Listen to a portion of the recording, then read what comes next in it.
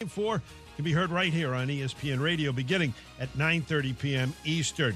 Over on ESPN television tonight, NHL action. Game 3, Vegas Golden Knights in Edmonton. Coverage on ESPN at 8:30 p.m. Eastern. That follows the 8 p.m. coverage of the NHL Draft Lottery. It's Wrangler season out there. Open roads, endless horizons. Shop Wrangler.com for new denim styles made for your next adventure. Wrangler, for the ride of life.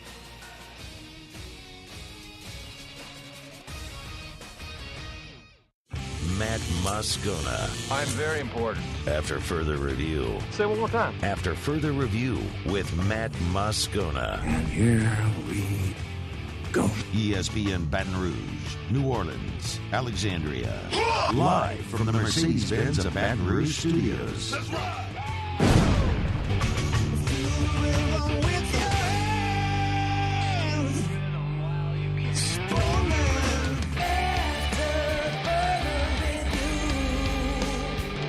And off we go. Welcome aboard. Glad you're with us. AFR, presented by Relief Windows. I'm Matt. This is Shaq O'Neal, and I hate Matt.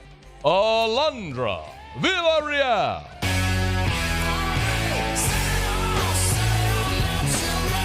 Oh, I like the vibes. Muso. What a contrast. And Mr. Toby Tomplay.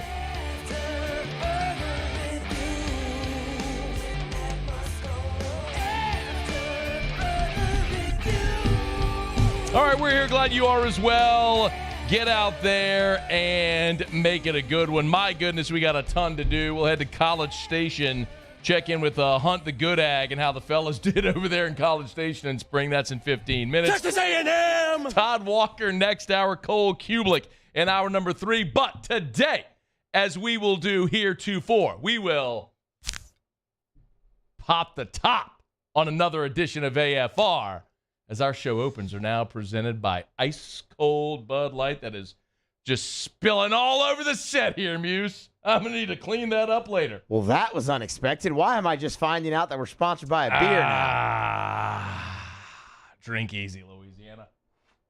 Muse, I'm not going to lie to you. It always goes down I smooth. was really excited about popping that top and getting the sound effect. I did not expect for all of the but you know what? This is making a mess now. Don't worry, Muse. Moving forward, we will actually have a produced open for the open of the show. Waiting on Voice Guy to get it back to us. So I just handled that today. And that's going to smell like beer on that carpet. It smells like syrup down the hall, so it's fine. Fair enough. I don't smell anything, remember? Yeah, it's true. So what were you going to say, yes? Well, yeah, well, I was just going to ask at what point in the open heretofore do you go like Stone Cold Steve Austin on it and just smash two beers together? I like the and idea. just go to town. Isn't that wonderful? I love the idea. I'm fired up. So we'll talk plenty about Bud Light and our great friends at Mockler Beverage here in Baton Rouge and parts yonder across South Louisiana to open each show. You might have had to suck back a few cold ones on Sunday to get through that one, didn't you? Muse, how did you feel on Sunday? You know, there's a reason they call it the mercy rule, Matt. Have mercy. Could we have just done it after the first inning? Woo! That would have been wonderful if they'd just done it after the first. So I'm going to be very honest. Not that I would ever lie to you. I turned off the game after the first inning. I decided to take my son to the mall. He loves to ride elevators. I push him around in a wagon. He knows where every elevator is in the mall. He actually watches mall videos on YouTube and elevator videos on YouTube. This was a better use of my time on Sunday. I spent quality time with my son. Took him to the mall, pushed him around, rode the elevators. We went to the park. He put him in one of those swings. It was great afternoon. It was far better for my psyche and my afternoon than watching whatever. Muse, what happened after the first inning? Well, she committed 3 errors after the first inning. Looked like more of the same. Yeah, well, actually, no, they only walked 2 the rest of the game. Good. It was the 3 errors and, you know, that stuff. Too. Yeah. This will not satisfy those of you that are just screaming mad. I told you they stink. They don't have enough pitching in it. Like, this will not satisfy you at all. But sometimes in baseball, it's just not your day. Remember Game 3 against Tennessee? when LSU looked so good the first 2 days, they went out and they got down 6-0 in the first against Tennessee, and they gave up a 4 spot in the second, and you blink and it's 10-0. You're like, oh, what the hell happened? That was yesterday. And sometimes that happened. Look, when they went walk, walk, walk, single, walk, brought in Herring, walk, walk, single, brought in Guidry, I'm like, yep, good.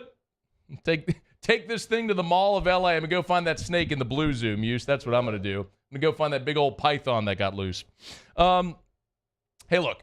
Auburn, we talked about it last week. Auburn went all in on game 2, right? They held Tommy Vale for game 2. Skeens was awesome game 1. LSU wins at 3-0. Auburn went all in for game 2. They used Tommy Vale. They used all their best relievers and won it by the hardest. They managed to wiggle off the hook a couple times, and LSU had the bases loaded 3 times and couldn't blow the game open. And then game 3 was just a total disaster. I mean, you play that thing 100 times, you'll get that result where you – I mean, what happened in the first inning? One of those blow. That's like if you play golf. That's when you just write down the snowman and just drive to the next one. Like that's what yesterday was. Listen, there's some stuff that I want to get into. Some of the issues that I want to get into, and we'll get there.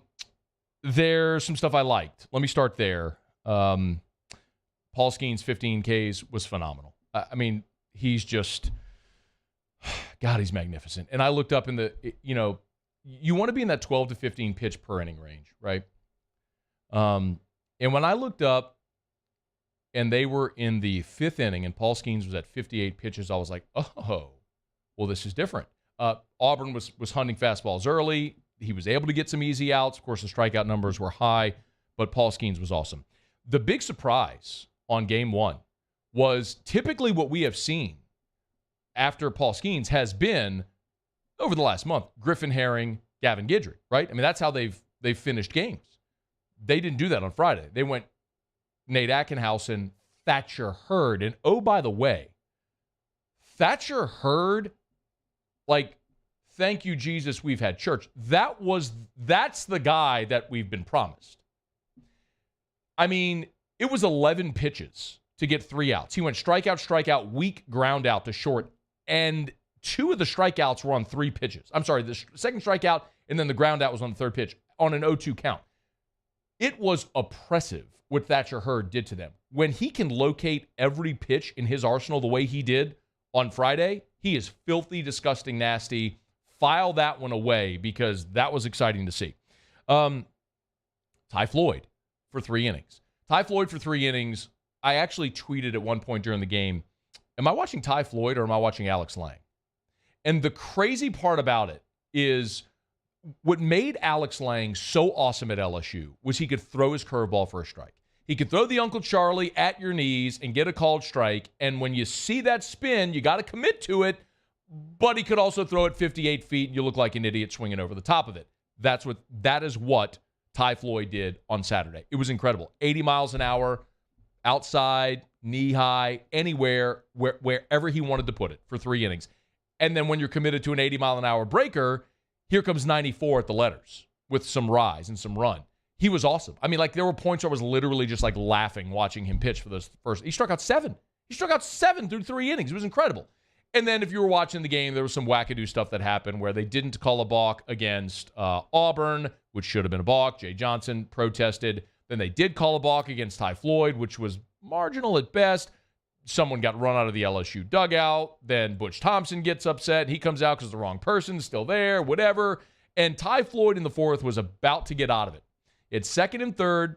He gets a strikeout, has the next hitter with 2 strikes. Then Butch Thompson comes out, delays the game for 5 minutes with all of his shenanigans. After that, Floyd walked him. Wild pitch, run came in, and it unraveled on him a bit there. But Ty Floyd for 3 innings was awesome. I love seeing like, this would be totally lost in game 3, but Gavin Dugas led off the game with a homer, which was awesome to see because coming back from the shoulder injury, I'm not sure we'd seen that stroke yet, but that was impressive for him to yank that ball down the left field line. Doesn't look like that shoulder is impeding his offensive ability at all at this point. Issues. Yes, obviously there are issues. Christian Little cannot be your number 3 starter anymore. And this is not reactionary. Look, he was very good against Kentucky and actually gave you a nice long outing a week after at Ole Miss. He went 5 1/3. But the last 2 outings, the walks have crept up again. And there's a lot of dudes who are in minor league baseball who throw the ball 94, 95 miles an hour that will never pitch in the show because they can't command it. It doesn't matter if you can throw 96. If every time you reach back, grab a fastball, it's going in the left-hander's batter's box. And that's what happened to Christian Little yesterday. He could not locate anything. To start the game, went walk, walk, walk, single, walk, and he was out of the game without recording it out. So that is not good, to say the very least. The big question now, and I don't doubt at all that Jay Johnson is going to make a change. You have to, and this is the weekend to do it. You're playing Mississippi State. They're miserable. I think Thatcher Hurd or Gavin Guidry is your answer, and it's probably Gavin Guidry. You saw Guidry extend on Sunday, second time he pitched on the weekend, and he also started last week in the midweek against Southeastern. I think seeing Thatcher Hurd close the game 1, the way he did, will give Jay Johnson enough confidence to say, okay, we like you in that spot. Let's see if Guidry can handle being your number 3 guy. And again, with this LSU offense, you don't need your number 3 guy to give you 6-7 innings. Just give me 9 outs. Let my offense get going on a Sunday. Give me a chance to build a lead and then roll from there. So that's my guess. It is a guess, but that's my guess as to what they'll probably try this weekend. Pitch selection at times was a problem. Look, in that 4th inning of Game 2, when it unraveled on LSU in Game 2, when it unraveled on Ty Floyd, Auburn went to a pitch hitter that was hitting 118. Walked him on 5 pitches. Guy didn't swing the bat. You have got to throw a fastball over the plate and make the guy hitting 118 swing the bat. You can't just keep throwing breaking balls at him that are off the plate. Listen, I'm not Wes Johnson. I haven't been a big league pitching coach. I'm not sitting in the dugout. I don't know what the game plan of the scouting report is. All I know is I am throwing a fastball and making the kid hitting 118 beat me with a base hit.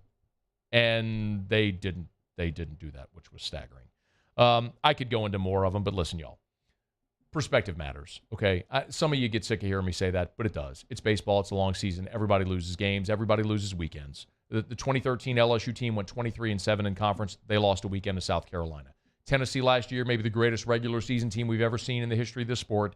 They lost a weekend to Kentucky. Vanderbilt, top 5 in the country, just lost a weekend to Alabama after they fired their coach for cheating. I mean, I don't know what to tell you. Everybody loses weekends. Everybody loses weekends. So this is the first time LSU lost a weekend. If you're watching this series, how many times did you see SEC Network flash up the graphic? Since 1984, only 4 times has a team been number 1 in the country in Baseball America for 13 consecutive weeks. LSU was at 12 weeks.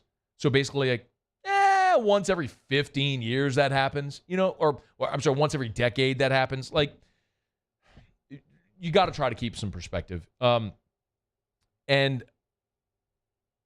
I like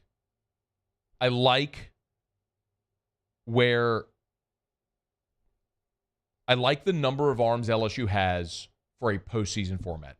Follow me. I like Skeens. I like Floyd.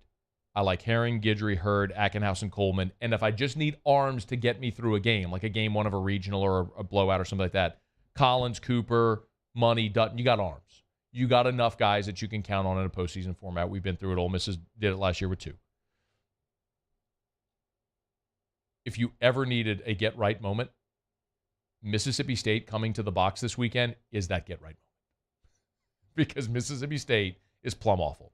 If I'm sitting here a week from today and LSU loses a home series to Mississippi State, my tone will change dramatically. I promise you that. But I suspect LSU is going to have a great get-right opportunity this weekend with Mississippi State coming in. Okay, it's After Further Review. Our show open today and every day is brought to you by our friends at Bud Light. So fired up to have our friends Mockler Beverage partnered with us here on AFR. They've been great community partners for 40 years. I dare you, go to any charity event that you've ever been to in this city for the last 40 years. You see Bud Light. You see those Mockler Beverage signs there. Scroll through your phone. How many championship events have you been to, family gatherings, holidays where you're holding the blue can? Bud Light, sponsoring today and everyday show open. We appreciate our friends over at Mockler Beverage, Budweiser, for being awesome partners of ours. And we're fired up, man. Drink easy in Louisiana when you're enjoying baseball or whatever it may be. Grab you a Bud Light. All right, it's After Further Review. I am late. We're going to College Station. David Nuno, Tex Ags, joins us next. Talk about the Aggies. Stay here. It's AFR. AFR, Get Gordon and get it done. It's Gordon McKernan Injury Attorneys. Hey, look, there's always some great stuff going on with Gordon McKernan Injury Attorneys. I tell you every day, if you've been injured, it's not your fault. You need representation. Get Gordon. Get it done. Gordon's been helping injured people in Louisiana for 30 years. But there's so much cool stuff as well. The boutique where Kim Mulkey has gotten all of her flashy outfits, Gordon has teamed with that boutique and Kim Mulkey, who's part of the G team, to give a shopping spree to a lucky listener. So go to GordonGives.com. Again, GordonGives.com. And you can enter to win that shopping spree with Gordon and Kim Mulkey. Again, go to GordonGives.com. Listen, Gordon's been helping injured people in the state of Louisiana for more than 30 years. If you've been injured, call 888-8888. That's 888-8888. Or go to GetGordon.com. Get Gordon and get it done.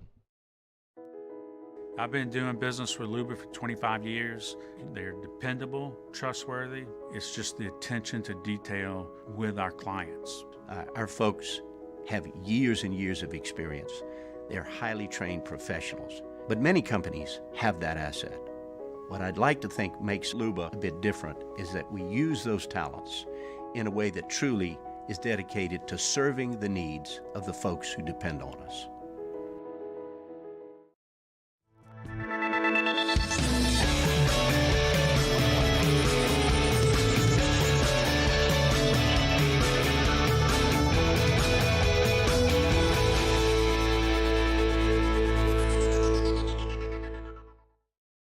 Gulf Coast Office Products is a nationally recognized Savin office equipment dealer based right here in Louisiana. Over 100 employees strong, Gulf Coast has the boots on the ground to support all vertical markets, from education, engineering, legal, and finance. With the latest in office technology, from desktop to production segment units, Gulf Coast and Savin have the perfect fit for you.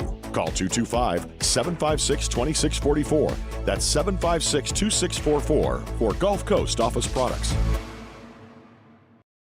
Hey, what's up, y'all? It's that time again. It's heating up. Your boat's getting ready to come out and spend all summer on the water. It's time to take your boat to the next level with front-to-back boat service, where if you want an incredible custom speaker install, it's going to blow people away in the water, that's there for you. You want an HD sonar where you can see the fish under the water before you cast, beat all your friends, that's there for you at front-to-back boat service. So don't put it off. We got the parts in right now. Get them now before they go back on back order. Front-to-back boat service.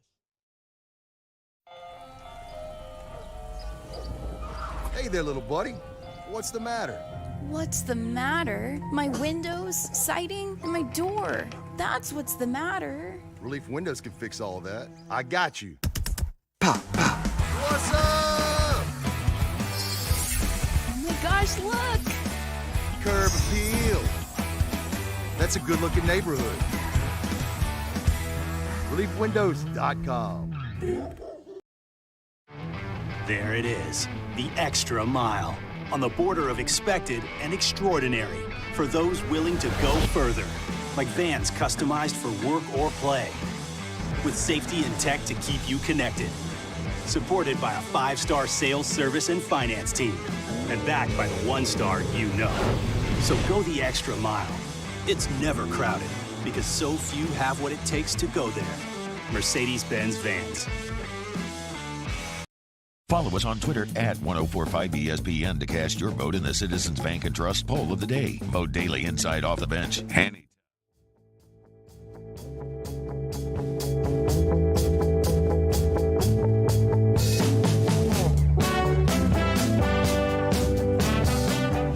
After further review with Matt Moscona, presented by Relief Windows. Windows, doors, siding. Call 288-8138 or visit reliefwindows.com. ESPN Baton Rouge, New Orleans, Alexandria. The SEC Spring Recap on After Further Review. The Texas A&M Aggies. All right, what are the vibes like over in Bryan College Station? Let's find out. Our buddy David Nuno from TexAgs.com, good enough to join us. David, how are you, man? Matt, what's going on, brother? It's been a minute. Yeah, man, look, I'm excited to get to SEC Media Days, man, and chop this stuff up a little bit, but I always enjoy getting a little appetizer here post-spring. Give me a sense, if you would, as we start, the general overall feel and vibes of how things are right now in Aggie land. Well, LSU knows what it feels like to have expectations and go 5-7, and we're hoping to have a similar story that you guys had last year, kind of back to a more presentable level. Here's the thing. I can go many different directions with A&M. I can make an argument today for you that they should be the most improved team in the SEC, that they were very close in all those losses last year, minus maybe Mississippi State. Alabama was a one-possession game. Ole Miss, one-possession game. South Carolina, one-possession game. And the most embarrassing one, App State, a one-possession game. I could tell you that and tell you that they've made certain things better for this year's team, obviously bringing in Bobby Petrino, I think fixing some of the defensive issues, putting DJ Durkin in charge of linebackers, his specialty. There's reason for optimism here. But the reality is, when it comes to A&M and Jimbo Fisher, I'm in a wait-and-see mode. I have expectations that they'll be better. How much better? I got to see what this offense looks like. I got to see how they stop the run. Are they more like the team that beat LSU, or are they more like the team that was embarrassed in the 17-0 hole to South Carolina when South Carolina, I don't think, looked that good, or Auburn did not look that good? And I guess we won't know the truth until maybe mid-September, October. Yeah, I remember that South Carolina game. But that was wacky. What did David? There was a punt return, maybe like a scoop and score. It was just it was a weird, very quick way that it unraveled early in that game. A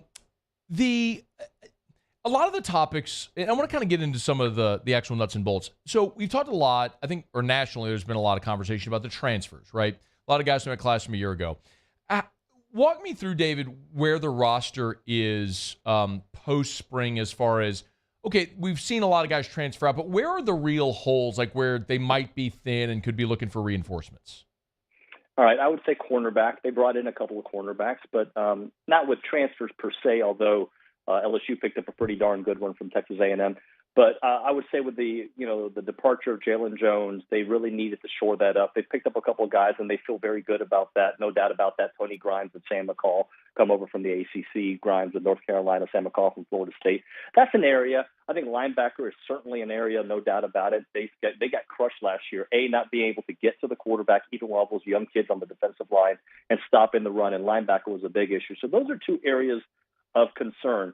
But when you talk about some of the departures, really they didn't lose any starters for the most part. I know it was framed in a way that Matthew Wyckoff, who left for Cal, was a starting center. Yeah, he started last year because Bryce Foster was injured. But Bryce Foster's an NFL top 3-round pick, we believe, kind of player who missed most of last season.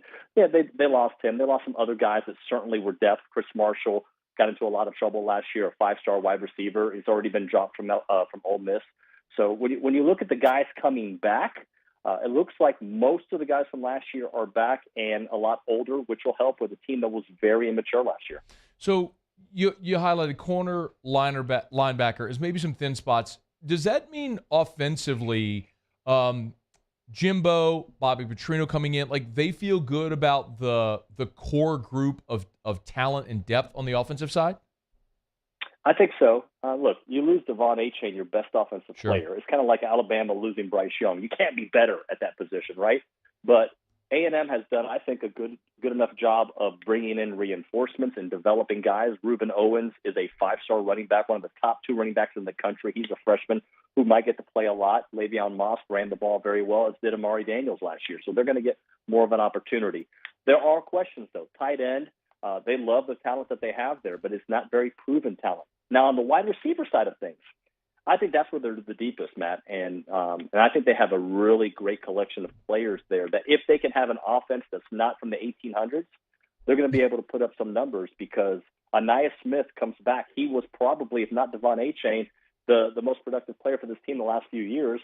He got hurt early on in the season against Arkansas, so we missed Aniyah for a big part. He's back for another year. Moose Muhammad developed into a big threat out there. So you've got those guys, Evan Stewart, Noah Thomas. They have a lot of players at the wide receiver. This is a team that only scored 22.5 points per game. That is not good enough in the SEC. If you can just score one more touchdown, I know you can't use that same theory in every game, but they win 10 games last year with one more touchdown. Easier said than done. I know that. It's kind of ridiculous, but that's how bad that offense was last year, yet they did have a chance. So no mention of quarterback. Is this Connor Weigman? By the way, do we say Weigman or do we say Wegman? How do you say his last name? It's Connor Wigman. Wigman, like okay. in a wig. So yeah. is this Wigman's job, or does Max Johnson have a shot at it? I mean, how does that all shake out how did it all shake out in spring? Well, the way Jimbo's presenting it, it's a competition.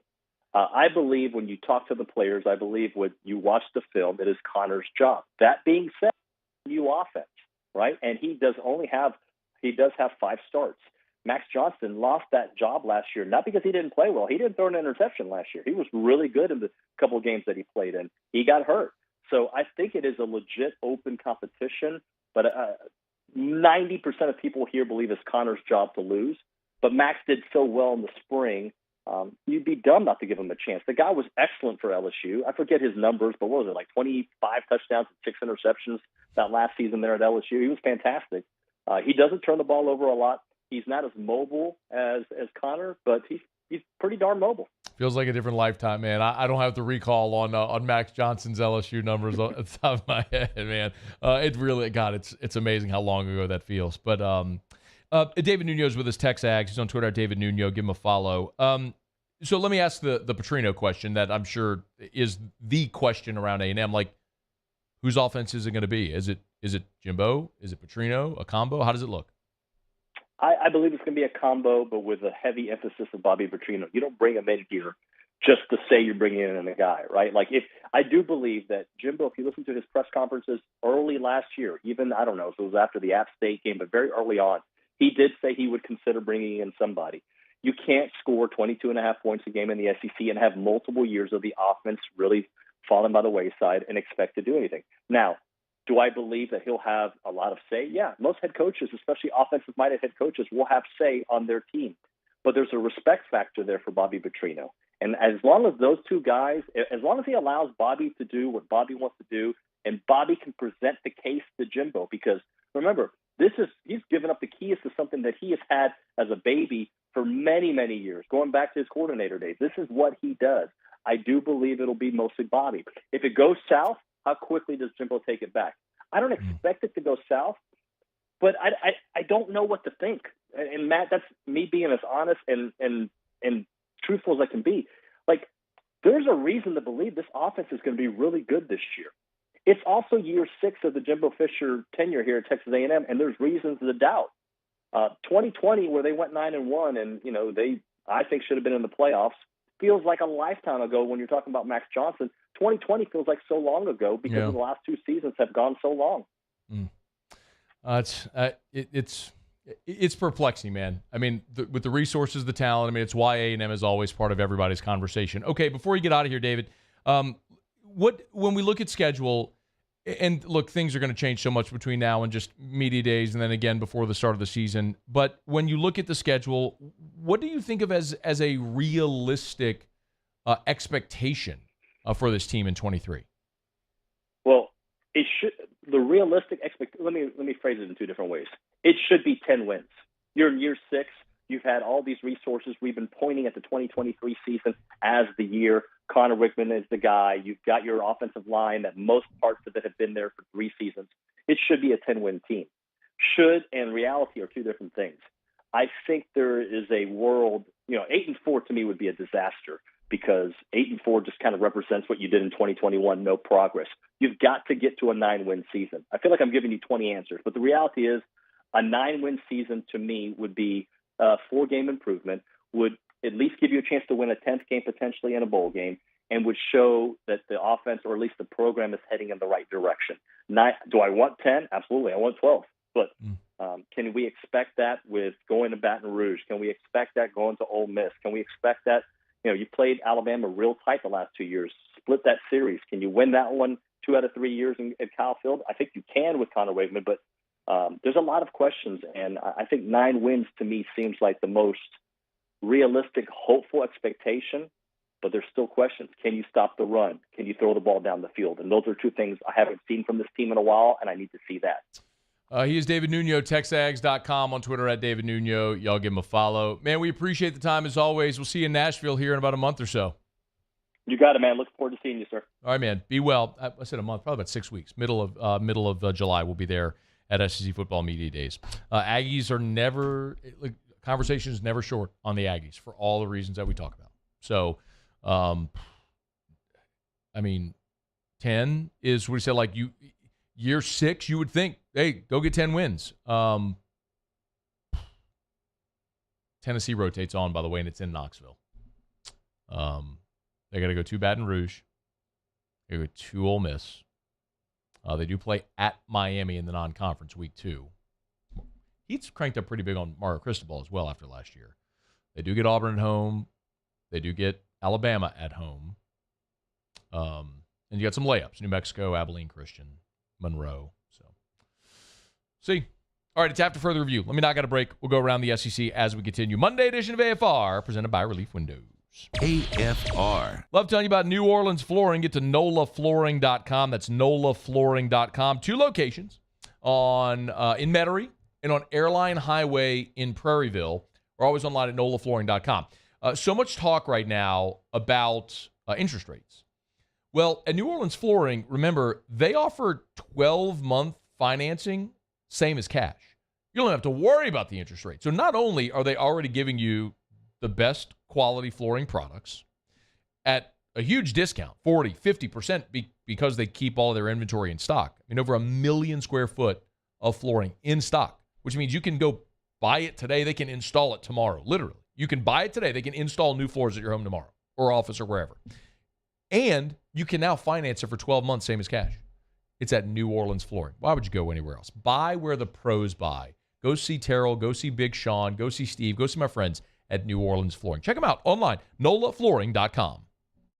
Bayou Ford has $15,000 off plus 0.9% APR for 60 months on all new 22 Ford F-150 SCA trucks and incredible deals on all remaining 2022 inventory, all with Bayou's 1 million-mile warranty. The crew at Bayou Ford is going to do right by you. The world's leaders in obesity research, obesity medicine, and obesity science are right here. We're doing something that no one's ever done or trying to answer a question that no one's ever asked before. Pennington is a real jewel when it comes to research. We are finding the solutions to the world's worst chronic disease, which is obesity. Louisiana needs Pennington Biomedical.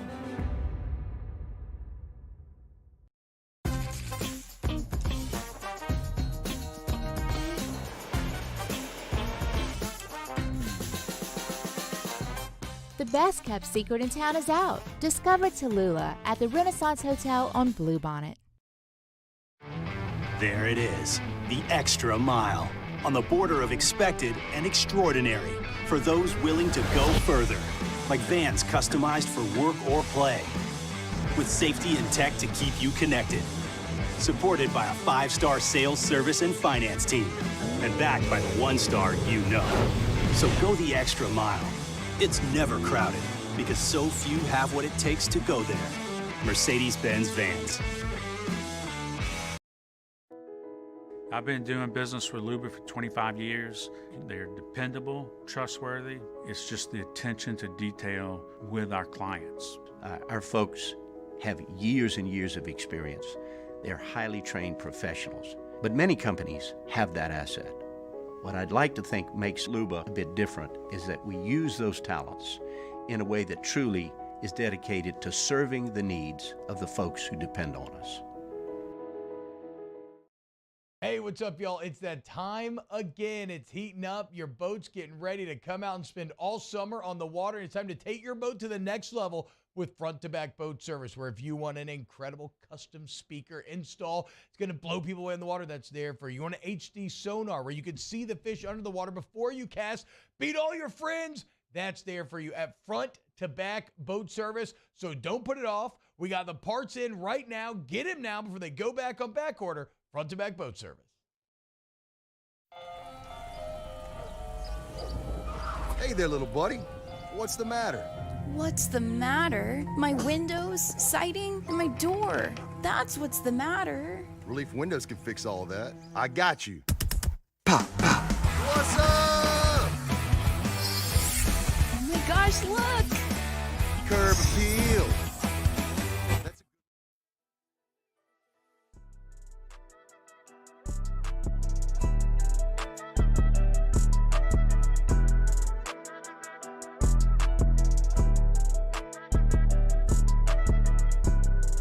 after further review with Matt Moscona, presented by Relief Windows. Windows, doors, siding. Call 288-8138 or visit reliefwindows.com. ESPN Baton Rouge, New Orleans, Alexandria. Matt McMahon and the basketball Tigers have added another big piece. George Washington center Hunter Dean has committed to the Tigers, posted on his social media earlier today. The 6'10 big gives LSU another piece here. So that's the fifth transfer in this portal cycle. So we talked to Jordan Wright, of course, 3 Louisiana guys. Well, actually, Dean's a Louisiana guy. We'll get to that here in a second. But Jordan Wright is from Baton Rouge, went to the Dunham School, as did Carlos Stewart. They were teammates at Dunham together.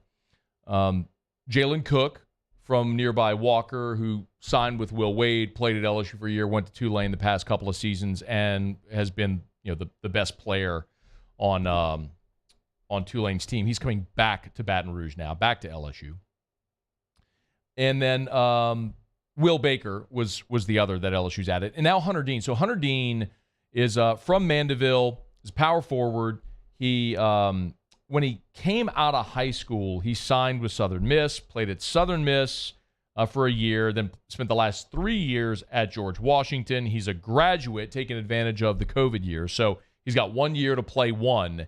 And it's kind of something we talked about a little bit. So you got a guy who's 6'10", who's coming in, and one of the things that LSU lacked last year was size and rim protection. So here's a guy who's played a lot of college basketball at different levels, Southern Miss, George Washington, and now to LSU. Averaged 8 points, 6 boards a game last year for the Colonials, the George Washington Colonials. And now finished his career at LSU. So, you look at numbers for Matt McMahon and this squad, and they're starting to build that roster back up, and to a level that you hope is going to be able to be competitive in the SEC. Because a year ago, I would tell you the backcourt that LSU has now with Wright, Cook, Stewart is immediately better than what you put on the floor a year ago. And now you're starting to build your front court as well. So you've added Baker, now you add Hunter Dean as well, and there's still work to do. But Matt McMahon was on Hunt Palmer's show last week, and they talked about the NCAA investigation and how it appears as though it's coming to an end. There was a report a couple of weeks ago from SI that we should have some finality. LSU had their day with the IARP, and we should have finality at some point this summer, likely in June, maybe. Well, when all that's done, and if there's no postseason ban and LSU's able to move on from it, LSU as a program should be able to move on from it. That just takes the shackles off for Matt McMahon to be able to go recruit and tell people and recruits and potential signees and commitments, with certainty. Yeah, you're going to be able to play in the postseason if we make it there, and you're not going to have any type of scholarship limitations or anything along those lines. So, progress. I'll say it again. There's a reason that LSU gave Matt McMahon a contract that had the possibility to extend to 8 seasons. Like, you had to have that type of certainty and clarity for the coach coming in because of the uncertainty surrounding this program whenever you had fired Will Wade. So be patient with Matt McMahon. He's building it. Here's open. You just continue to see the progress and those steps in the right direction. All right, it's After Further Review. We're glad you're aboard with us here. Brought to you by Mold Zero USA. Mold-0USA.com. That's mold-0USA.com. For Mold Zero, if you got mold or think you might have mold, our friends at Mold Zero can help. Call Jim Woodworth and the gang over at Mold Zero. You can go to the website, mold-0USA.com, mold-zero-USA.com. They got a phone number at the top of the page, a 504 and a 225. So if you're really anywhere in South Louisiana, they'll help you out. If you have mold, odor, other pathogens, Mold Zero can help eliminate it with their patented non-toxic dry fog. It's Mold Zero. Mold-0USA.com. Save thousands, less invasive and intrusive. Again, learn more. Mold Zero. Mold-0USA.com. All right, we do it every day about this time. Let's go around the SEC. Around the SEC, presented by Gulf Coast Office Products. Excellence in imaging solutions. The Missouri Tigers. Former Houston All-Conference offensive guard Cameron Johnson has committed to Mizzou. reunites with offensive line coach Brandon Jones, who left Houston for Mizzou last month. 6'4", 305, started 13 games last season at guard. Mizzou already has its bookend tackles. Javon Foster came in from Eastern Michigan. He's going to be the left tackle. Marcellus Johnson moves to right tackle. But the interior offensive line still TBD there in Como. But Cameron Johnson looks like he's going to be one of those guys. The Kentucky Wildcats. Ohio State offensive guard transfer Ben Christman has committed to Kentucky. He'll have 3 years to play 3. Played just 9 snaps the last 2 years for the Buckeyes. He was the number 7 interior offensive lineman in the country when he signed with Ohio State, picking the Buckeyes over Bama, Georgia, Notre Dame, LSU, and Michigan. The Georgia Bulldogs. Georgia second-year linebacker C.J. Washington no longer on the team's roster. Washington was sidelined last season after he had a head and neck injury that he suffered during spring drill, spring of 2022. It was a scary incident. He laid face down. He had to be put in a neck brace, was carted off the field. He was a former 4-star prospect. He was a 2022 early enroll league and going through his first spring as an early enroll league when he was injured. The 95th best prospect in the country, the number 7 linebacker in the country, but his time at Georgia appears to be done. The Auburn Tigers. And Alan Flanagan, an Auburn starting wing, entered the transfer portal Monday, 2 days after he graduated from Auburn. Flanagan has 1 year of eligibility remaining because of the COVID year. 6'6" wing. He's likely to head to Ole Miss. His dad, Wes Flanagan, is now an assistant coach at Ole Miss. So during Alan Flanagan's 4-year career at Ole Miss, he averaged 8 points, 4 boards. He's the 4th player to enter the portal from Auburn this year. All right, there you have it. That is Around the SEC, presented by Gulf Coast Office Products. Shout out to our guy Trey Beal and our friends at Gulf Coast Office Products, online at gcopnet.com, gcopnet.com. For Gulf Coast Office Products, face-to-face sales service after the sale. That's what you get at Gulf Coast Office Products, the official office equipment provider of the LSU Tigers, the New Orleans Saints, the New Orleans Pelicans, and the ULL Raging Cajuns. It's Gulf Coast Office Products. Always happy to go to bat for Trey Beal. As a good and ethical dude as you'd ever want to meet, works hard, demands the same of his employees, and he'll treat you right. Gulf Coast Office Products. Okay, it's after further review. Y'all, we're going to knock out a break. Final break here of hour number 1. We'll come back. I want to talk about the tussle that went down in the game between the Suns and the Nuggets, which it has nothing to do with what happened on the floor, but what happened in the stands. I'll get to that when we come back. And how about Angel Reese, bro? I'll get to that in about 15 minutes. The Angel Reese star continues to burn bright. Todd Walker, about 1 hour, about 45 minutes from right now. Cole Cubelic in hour number 3. Locked loaded here on a Monday, and glad you're rolling with us on AFR. AFR. And always glad to tell you about Rouse's. Rouse's is the official supermarket of the New Orleans Saints, the official supermarket of AFR. Rouse's with more than 60 locations across the Gulf South. Rouse's, man, they got you for whatever the circumstance may be. May is Pet Month. They got great stuff for your pets at Rouse's. Mother's Day is coming up on Sunday. It's graduation season. If you need that graduation cake, if you need the cake for mom, they can help you out at Rouse's. And whatever the party may be, whatever the occasion, whatever you need, food, beverages, they got it. You want to go buy flowers for mom? Go check their floral department there at any of the Rouse's locations. You're looking for lunch or dinner today? Rouse's has got you covered with their pre-made meal, their hot and fresh deli. Just an awesome spot to go. It's Rouse's, the official supermarket of the New Orleans Saints. You can always learn more at Rouse's.com. You can get their weekly coupons and their weekly ads at Rouse's.com, the only place to go. It's at Rouse's. This feels like home.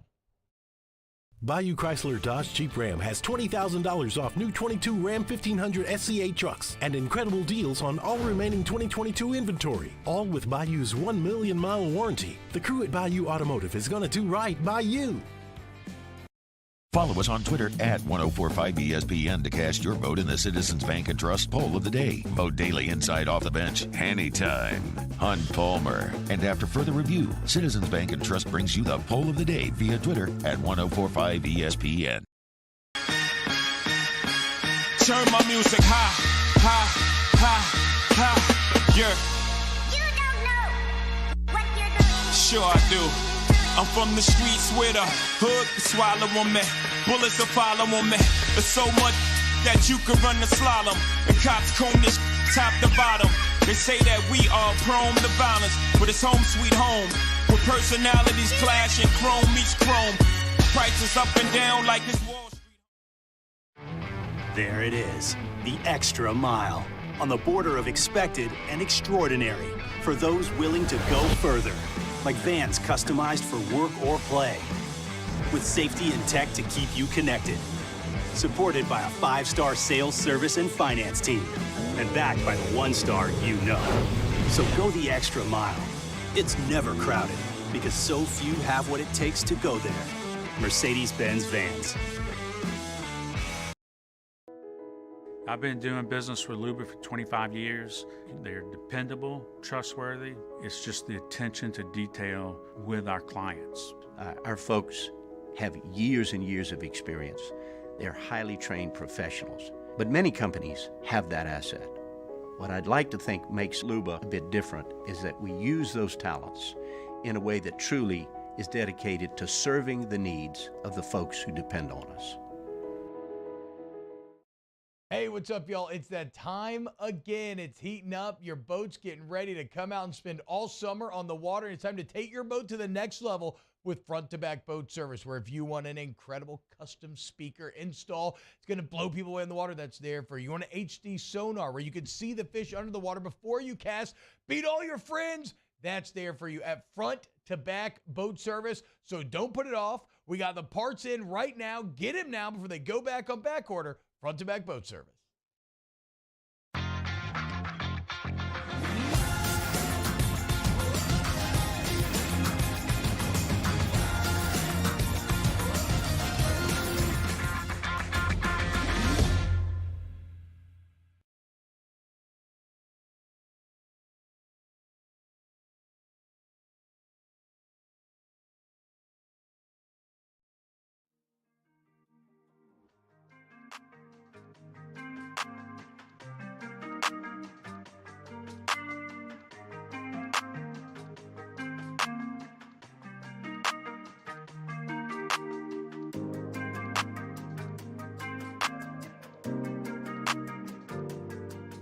After further review with Matt Moscona, presented by Relief Windows. Windows, doors, siding. Call 288-8138 or visit reliefwindows.com. ESPN Baton Rouge, New Orleans, Alexandria. All right, we are wrapping up hour number one, and glad you're with us here. Jay Johnson did meet with the media earlier today after LSU, for the first time this year, dropped a series. And one of the things that he was asked, naturally, was about pitching. And I think the way he was asked it was, are they in scramble mode? Here's what he said. No, I mean, I think it's always evaluation mode for what do we need to do to win. And, this isn't a pitching staff that hasn't had guys pitched well the entire season. We have some injuries and we have some guys that have pitched well that didn't pitch well on Saturday and Sunday. And that's how I see it. So you go back to where you get to execution with each of them, and that's what we'll do. And there'll be some shifting in personnel and those types of things to help them all be in a position that they can be successful and ultimately get 27 outs with as few runs crossing the plate as possible. So I tend to agree with him. Listen, Griffin Herring's a great example. Griffin Herring has been, for a bulk of this season, with all the injuries, I would say, certainly over the last month, your most trusted arm out of the bullpen. He's the first guy they brought out after Paul Skeens until this last Friday. Like, Griffin Herring came out of the bullpen in an impossible situation on Sunday. The bases were loaded. You'd already walked in a couple of runs. You're down. Nobody out. Nobody can throw a strike. It's a frenzy. And he walked two guys, and they gave up a hit. He was out of the game. Does that mean Griffin Herring stinks? No, he's a really good player. He's a good pitcher. You're going to count on him. It just, that was terrible. It was a terrible situation. Now, far more questions about Christian Little. And I don't know how you run Christian Little back out there again. But the thing that I'll say, that I'll remind you, and Jay alluded to it there about it kind of being evolving. Do you realize the opening weekend of this season? Do you remember what the rotation was for the opening weekend of the season? Do you remember? I'm going to remind you. Do you remember what LSU's three-man rotation was to start this season? It was Paul Skeens, Riley Cooper, Chase Shores. That was your rotation to start the season. Like, things evolve throughout the course of the year. Chase Shores and Garrett Edwards had been your two best arms out of the bullpen. One dude 6'8", throwing 100. The other guy was, I would argue, your most the pitcher with the best command on the roster coming out of the bullpen. Both of those guys are done for the year. Before the season, they were expecting Grant Taylor to be the number 2 guy in the rotation. Like, I talked to Jay before the season. They were thinking he'd probably end up being the closer. But he pitched so well that he was going to be the number 2 guy in the rotation. You lose him before the season starts. Then you lose your 2 best arms as the season was developing. Like, how different does it look if you have those? You don't, and I get it, and everybody has injuries. But the point is, like, you've had to grow and evolve guys into different roles. Y'all, when this season started, Gavin Guidry didn't even step on a mound. He was trying to win a job at short or second. And now he might be your number 3 starter. Like, it's an evolution as the season goes along. That's just the nature of how this works. So to sit here today and assume that it's only going to get worse, it's not going to get better, is just a defeatist mentality. Like, I'll bring up Trey Hodges. I think that's a great example. Trey Hodges was a guy in 2000 that was a guy that they really waited all season for him to find some consistency. They go to Omaha, and he winds up winning the College World Series MVP award. He was the most outstanding player of the College World Series. And look, he had talent. He went on and pitched in the show. But that wasn't there that season. Sometimes these things evolve as you go through, and you need guys to step up in big moments in the postseason. And I get why the attention is what it is around LSU, because the expectation is what it is. Anything short of a national championship with this team is going to feel like a failure. So everything is looked at through that lens of what might prevent them from getting there. But I think you can't lose sight also of all the things that they have going for them as well. You lost a weekend, man. Everybody loses a weekend. So you lost a weekend. Now you get to host Mississippi State, who's the worst team in the league. I'll say it again. If I'm sitting here next Monday and they lost a weekend to Mississippi State, I'll have a much different tone. I just don't think that's going to happen. All right, we're brought to you by Shaw Bills Tire and Auto Service. ShawBillsTire.com. I got to talk about what happened last night in the NBA playoff game with the Suns and the Nuggets and Nikola Jokic. But love telling you about Shaw Bills. Remember, you need an oil change, go to Shaw Bills. You need your tires rotated, go to Shaw Bills. You need your windshield wipers replaced, go to Shaw Bills.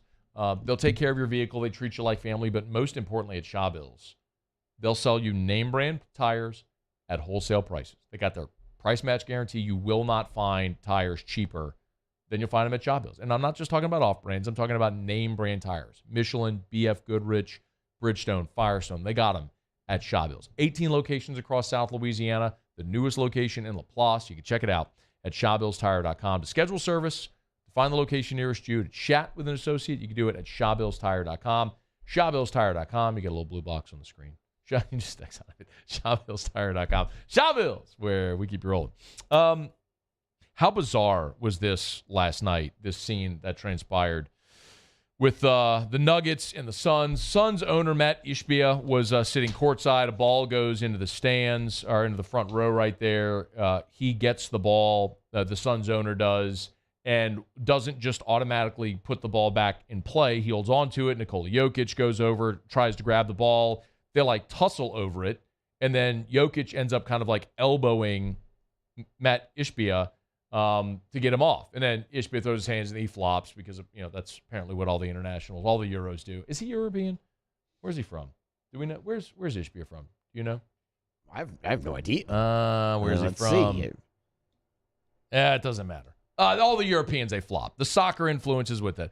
Where was he born? He's an American billionaire. Where's he born? He's born. No, he's born in Michigan. He's born in Michigan. Whatever. Right. Well, he's flopping. It's the Euro influence, is what it is. Yeah. I don't care if he's born in. Here's the bottom line. I don't care that Nikola Jokic threw an elbow into him. I wish he would have thrown it into his neck even harder. Nikola Jokic should not have an ounce of discipline against him because Matt Ishbia, I don't care that you're a billionaire and you own the other team. You're an idiot. You're an idiot. You have no right whatsoever, no matter how many zeros in your bank account, to touch a player or involve yourself in any way in the game. That's how stuff like the Malice at the Palace happen. Sit your ass in your chair, watch the game, or go sit in a booth in a box somewhere. Don't touch a player. Good for you, Jokic. I wish you hit him in the throat harder. Hour number 2 coming up right after SportsCenter. AFR. Gulf Coast Bank and Trust is giving our customers the power to bank anywhere, anytime during this challenging event. And we're right there with you. Our mobile banking app is a smart way to manage your money and time. Gulf Coast Bank and Trust, the bank that cares about you. There it is, the extra mile, on the border of expected and extraordinary, for those willing to go further, like vans customized for work or play, with safety and tech to keep you connected, supported by a 5-star sales, service, and finance team, and backed by the 1-star you know. So go the extra mile. It's never crowded, because so few have what it takes to go there. Mercedes-Benz Vans. Electricity is all around us, and our families depend on it. Every day is sparked by the power of a cold drink or a warm meal, a movie night, and a comforting light at the end of a dark hallway. From sunrise to sunset, playtime to bedtime, our team is ready to take care of your electrical needs, even in the case of an after-hours emergency.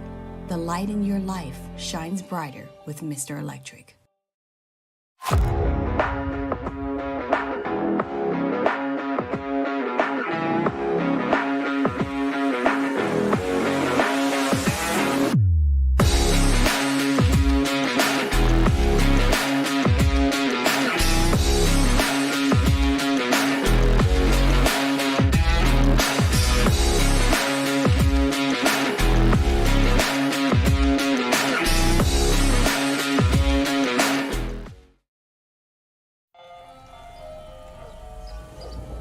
Hey there, little buddy. What's the matter? What's the matter? My windows, siding, and my door. That's what's the matter. Relief Windows can fix all of that. I got you. Pop, pop. What's up? Oh my gosh, look! Curb appeal. That's a good-looking neighborhood. ReliefWindows.com. Gulf Coast Office Products is a nationally recognized Savin office equipment dealer based right here in Louisiana. Over 100 employees strong, Gulf Coast has the boots on the ground to support all vertical markets, from education, engineering, legal, and finance. With the latest in office technology, from desktop to production segment units, Gulf Coast and Savin have the perfect fit for you. Call 225-756-2644. That's 756-2644 for Gulf Coast Office Products. I've been doing business with Luba for 25 years. They're dependable, trustworthy. It's just the attention to detail with our clients. Our folks have years and years of experience. They're highly trained professionals. But many companies have that asset. What I'd like to think makes Luba a bit different is that we use those talents in a way that truly is dedicated to serving the needs of the folks who depend on us.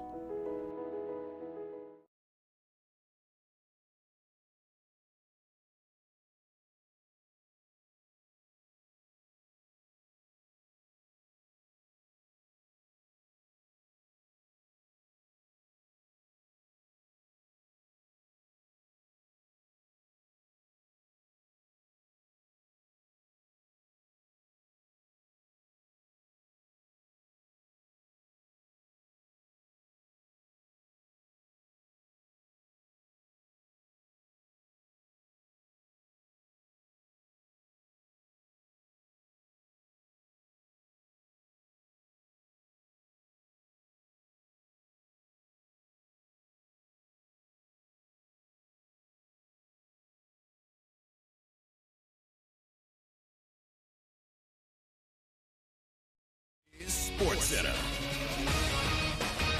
Hello there. I'm Mark Robbins with some future breaking news into ESPN Radio SportsCenter. ESPN's Adam Schefter reports the 2023 NFL schedule will be released Thursday, and it will include 14 playoff rematches, including a Super Bowl rematch between the Chiefs and the Eagles.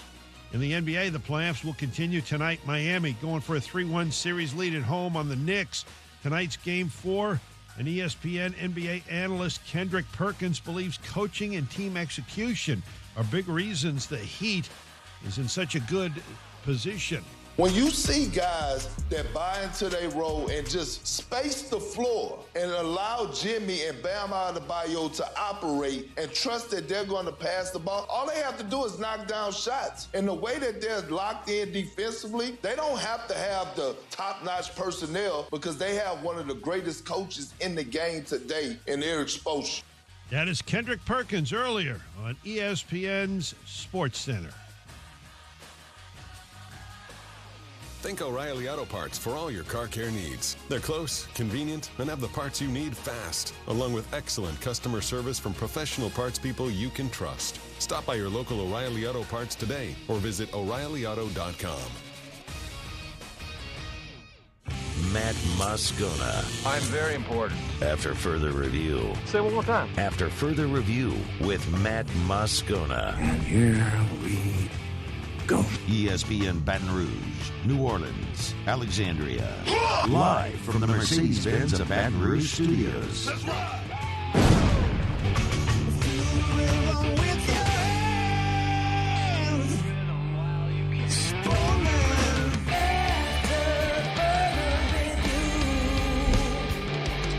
Hour 2, off we go. Welcome aboard. Glad you're with us. AFR presented by Relief Windows. I'm Matt. Love you, Matt. Alondra Villarreal.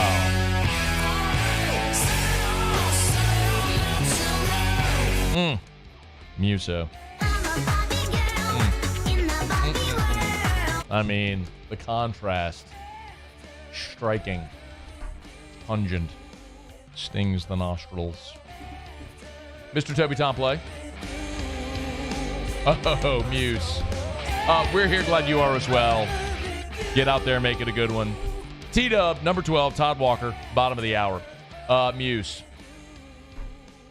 Last night. About to go to bed. Go to tell Erica good night. She takes like hour-long baths at night. She likes to get a bubble bath and like put a movie on and relaxing. There's a movie on TV called The Proposal. Sandra Bullock Seen it. and Ryan Reynolds, I Reynolds. believe. Yep. Betty White. Yeah. It's yes. I walk in and it's the scene where like they're in the helicopter and Betty White had faked the heart attack. The movie's like within 10 minutes of its conclusion. And I have this weird thing where like if I start watching a movie, I can't stop watching a movie. So like I'm about to go to bed. I just end up sitting there just watching the rest of the movie in the bathroom. And then they do the thing where the credits scroll really fast and like they have another box, one box where the credits scroll real fast, another box where the next thing coming on is coming on. Yeah. Well, it's like, Paramount Pictures or whatever. Like, oh, what movie's coming on next? Big Daddy. Oh, yeah. I almost texted you at like midnight I think it was about 11 o'clock last night. Like a screenshot of Big Dad. Hey, like it's on something called like Freedom Network, or I don't even know what the network's called, but there was like some network and it was on, and I actually sat there and watched it for about half an hour. I was about to say, then you sat in the bathroom and just watched Big Daddy. I watched it until all the way through where he deceives the he tells the social services that he's Kevin Garrett, he's going to keep the kid. When they're in the park and the kid throws the stick down at the rollerblader zigzagging through the cones. He's like, good job, buddy. Yeah. I taught him that. Yeah. I got a problem. I was like, I laughed so hard. It's so good. Watching Big Daddy on cable at 11 o'clock on a Sunday night. What is wrong with me? Nothing. What is wrong with me? I have a problem. Whenever Erica and I end up watching a movie, like if she ever wants to watch a movie like on a Saturday night or whatever, we're at home, hey, look, order a movie on whatever. And it never fails. She ends up picking the movie.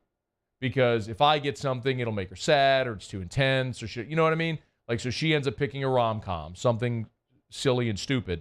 She falls asleep 10 minutes into the movie, then I'm stuck watching a rom-com by myself because I can't turn it off. Like, it's a problem. If I start the movie, I can't stop the movie. It's a very weird phenomenon. Do you have this problem? Alondra, do you have this problem? Kinda. It depends on the movie. Yeah, I was about to say, if I don't like the movie. I'm there, though. Man. With a rom-com, there's some I good gotta ones. watch it. There's some good ones.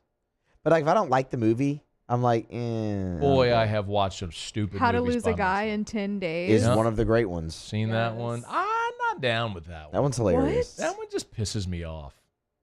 They are kind of both like playing each other a The little bit. hypocrisy at the end is fantastic. You know, you used me. Well, you used me. How Yeah. could you do that? It's great, You do hilarious. We need Matt to watch Mean Girls. Yeah, that like we need that. you need to watch that and then review it. Like I need that.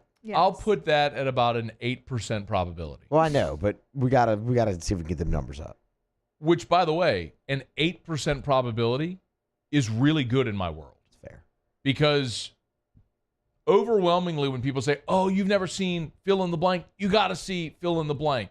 Take some time on a Saturday and watch fill in the blank. I tell this like honestly, I can appreciate what you're saying to me. I'm just telling you, there is a literal 0% chance I am ever going to do this. Like Lee Feinswag. You've never seen Blazing Saddles? You got to see Lee, respect. There is a 0%, literally a 0% chance that I'm going to take time on my Saturday when I have little free time and watch that movie. There's literally a million things listed ahead of that I would rather do or watch than that. Unless it's on TV. And then you got to watch it through. But I'll never put it on, is my point. Even if I'm scrolling, like I'm never going to click on that. You know what I mean? If I'm scrolling, why am I wasting it? I'm supposed to be cutting a piece of audio for this segment, and then I don't Mean know. Girls. Look, I'll say Mean Girls is way better than Blazing Saddles. I'm telling you, there's an 8, and I'll tell you why I would be interested in Mean Girls, as we discussed earlier. Last week we all discussed this. I would watch that movie because of Rachel McAdams. Yeah, she's great in it. Regina George. Okay. Super evil. It's great. I don't know that I would like that. Yeah, I you like would. her more as Claire. Claire Cleary is the all-American girl, but Claire yes. Cleary from Wedding Crashers. Okay, let's get back on track here. But yes, thank you all. I appreciate the input. I started that. That was my fault. That was totally my fault. Why did I even think about that? I don't remember. So this is official. The LSU women's basketball team has accepted an invitation to the White House. I am always for this. I don't care if you're red or blue, R or D. I don't care at all. I am completely agnostic when it comes to politics. You do you. I don't care what you do at all, and you shouldn't care what anybody else does. The point is that that LSU is the national champion. It is a tradition in our country that champions get to go to the White House and be honored. I think for any American or anyone in our country who has the opportunity to go to the White House, to meet a sitting president, to be honored, to get a personal or private tour of the White House is a pretty remarkable thing. So you take this. Yeah. No, you're good. I think it is a very cool thing for any athlete or person to get to do. So yes, I am very, very happy that they're all going to do this. Angel Reese is going to go as well. And even said, this was an interview she did on SportsCenter. She said, in the beginning, we were hurt. It was emotional because we know how hard we worked all year for everything. You don't get that experience to go to the White House ever. And I know my team probably wants to go for sure. My coaches are supportive of that. So I'm going to do what's best for the team. And we've decided we're going to go. I think that's awesome. So I'm very, very, very excited to see this. An invitation was never sent to Iowa, by the way. So LSU and the UConn men are going to go. So LSU is going on May 26th. So later this month, the women's basketball team, the national champs, are going to head to the White House. So that means the football program, the baseball program, track and field, and now LSU women will have gone to the White House as national champions. So very, very cool for them. Speaking of Angel Reese, I don't know if you saw this today, but Angel Reese, it was announced today, is going to be in the upcoming Sports Illustrated swimsuit edition. Good for her. And I mean, absolutely incredible meteoric rise for Angel Reese. Her photos are out there. You know what? Well, sometimes I hesitate to show the stuff because it is a woman in a bikini, but it's for sake of it. You can put it up, Alondra, if you want. So some of the photos have been released. There's one of Angel Reese right there if you're watching.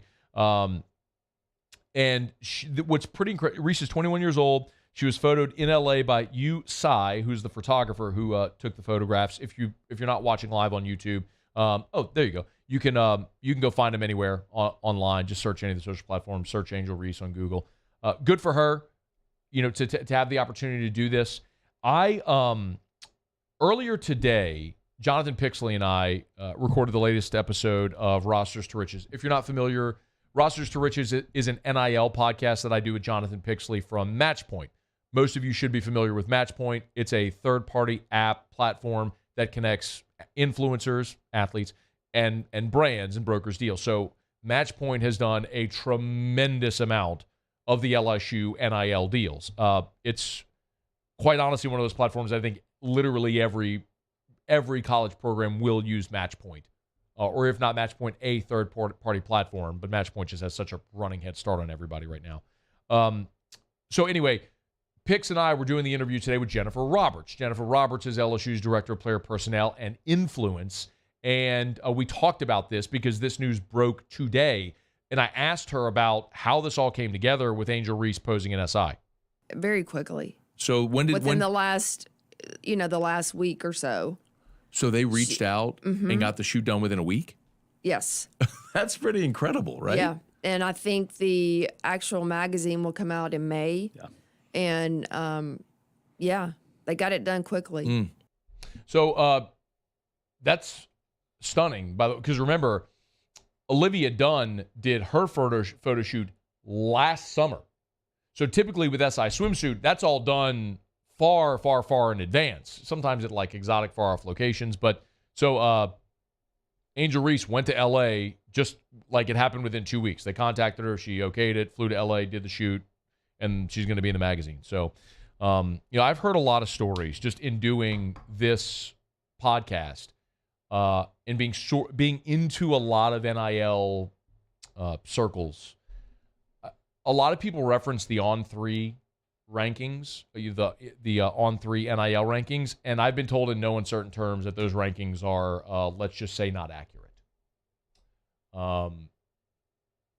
The Angel Reese ranking, however, monetary is at like she has already executed 7 figures worth of NIL deals. So great for her. I mean, just an incredible, almost unprecedented rise in the last 6 weeks.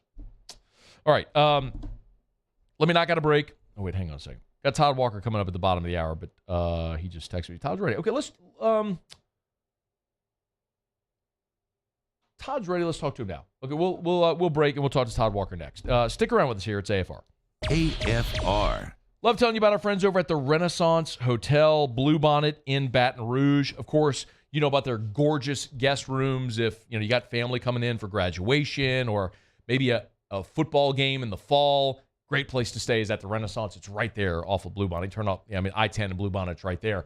The guest rooms are gorgeous. All of the decor. By the way, every Renaissance hotel is unique, meaning literally, in the literal sense, only one. The decor of every Renaissance hotel in whatever market you go is curated toward that market. So, like, if you go in one of the guest rooms at a Renaissance hotel, part of the wallpaper in the bathroom is like a Cajun dictionary. It's pretty awesome. Anyway, you'd have to check it out. But remember also at the Renaissance, 2 things. Number 1, they can host your meeting of any size. You want to have a gathering of 500 for an awards banquet or a ball, a banquet, a wedding reception, they could do it. Intimate board meeting for 12, they could do that as well. It's the Renaissance Hotel. And remember, Tallulah inside the Renaissance Hotel on Bluebonnet. Get 3.99% financing at Corval Toyota in Opelousas on select 2023 models. We also have a large selection of pre-owned inventory. So come on down to Happy Town. That's Corval Toyota in Opelousas. Happy Town, USA. Hello, Samantha, dear, I hope you're feeling fine. And it won't be long until I'm with you all the time. But until then, I spend my money up right down on my last dime. Come home, live Baton Rouge.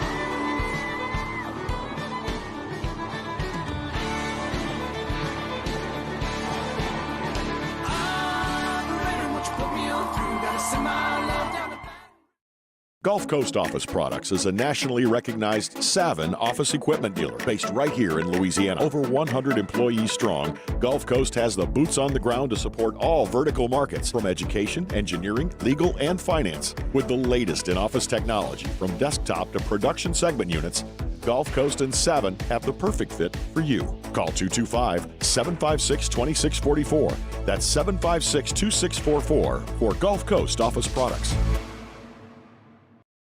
Hey, what's up, y'all? It's that time again. It's heating up. Your boat's getting ready to come out and spend all summer on the water. It's time to take your boat to the next level with front-to-back boat service, where if you want an incredible custom speaker install, it's going to blow people away in the water, that's there for you. You want an HD sonar where you can see the fish under the water before you cast, beat all your friends, that's there for you at front-to-back boat service. So don't put it off. We got the parts in right now. Get them now before they go back on back order. Front-to-back boat service. Hey there, little buddy. What's the matter? What's the matter? My windows, siding, and my door. That's what's the matter. Relief Windows can fix all of that. I got you. Pop, pop. What's up? Oh my gosh, look!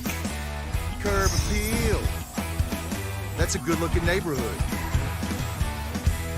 ReliefWindows.com. There it is, the extra mile. On the border of expected and extraordinary for those willing to go further. Like vans customized for work or play.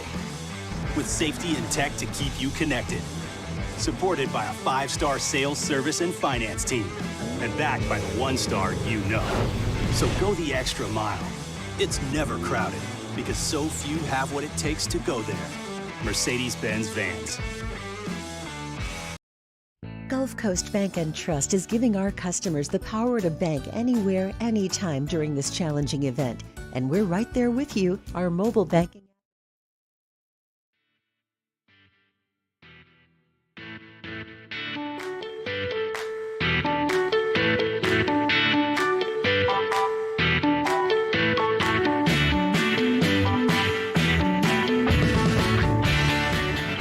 After further review with Matt Moscona, presented by Relief Windows. Windows, doors, siding. Call 288-8138 or visit reliefwindows.com. ESPN Baton Rouge, New Orleans, Alexandria. All right, LSU baseball drops a weekend for the first time all year. Look, Tigers actually still leading the SEC by virtue of Vanderbilt's series loss to Alabama. How about that? Like, good teams lose weekends. It happens.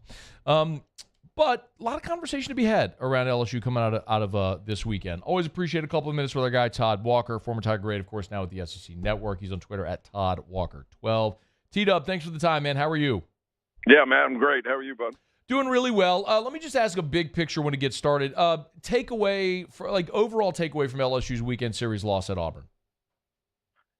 You know, my knee-jerk reaction is it's the SEC, right? I mean, it's Tennessee 25-5 last year. What they pulled off is like really, really unusual. I think way back in 2013, Vanderbilt was 26-3 in this conference, but that's just highly, highly unusual. I mean, any given weekend, I feel like anybody can get beat, especially when you let your guard down a little bit. We saw Tennessee got swept by Missouri in week 1.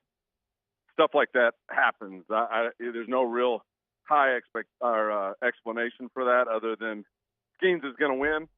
And after that, the second part of that, though, Matt, is what you know, and that is Ty Floyd is talented. Man, is he talented. 7 strikeouts in a row, 9 in the game, and he can't make it out of the 4th. I don't think I've seen a line like that in a long, long time, but you go into the 4th and you go walk, balk, single, walk, 2 strikeouts in between all that and another walk. That's what's going to happen. So I think that kind of epitomizes what we're looking at our number 2 guy.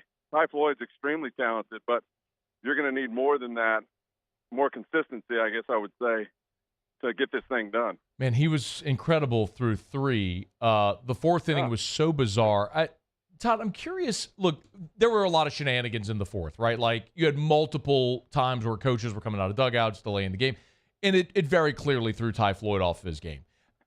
How do you get a pitcher refocused? I mean, because he was rolling through 3 innings, and all of that just completely he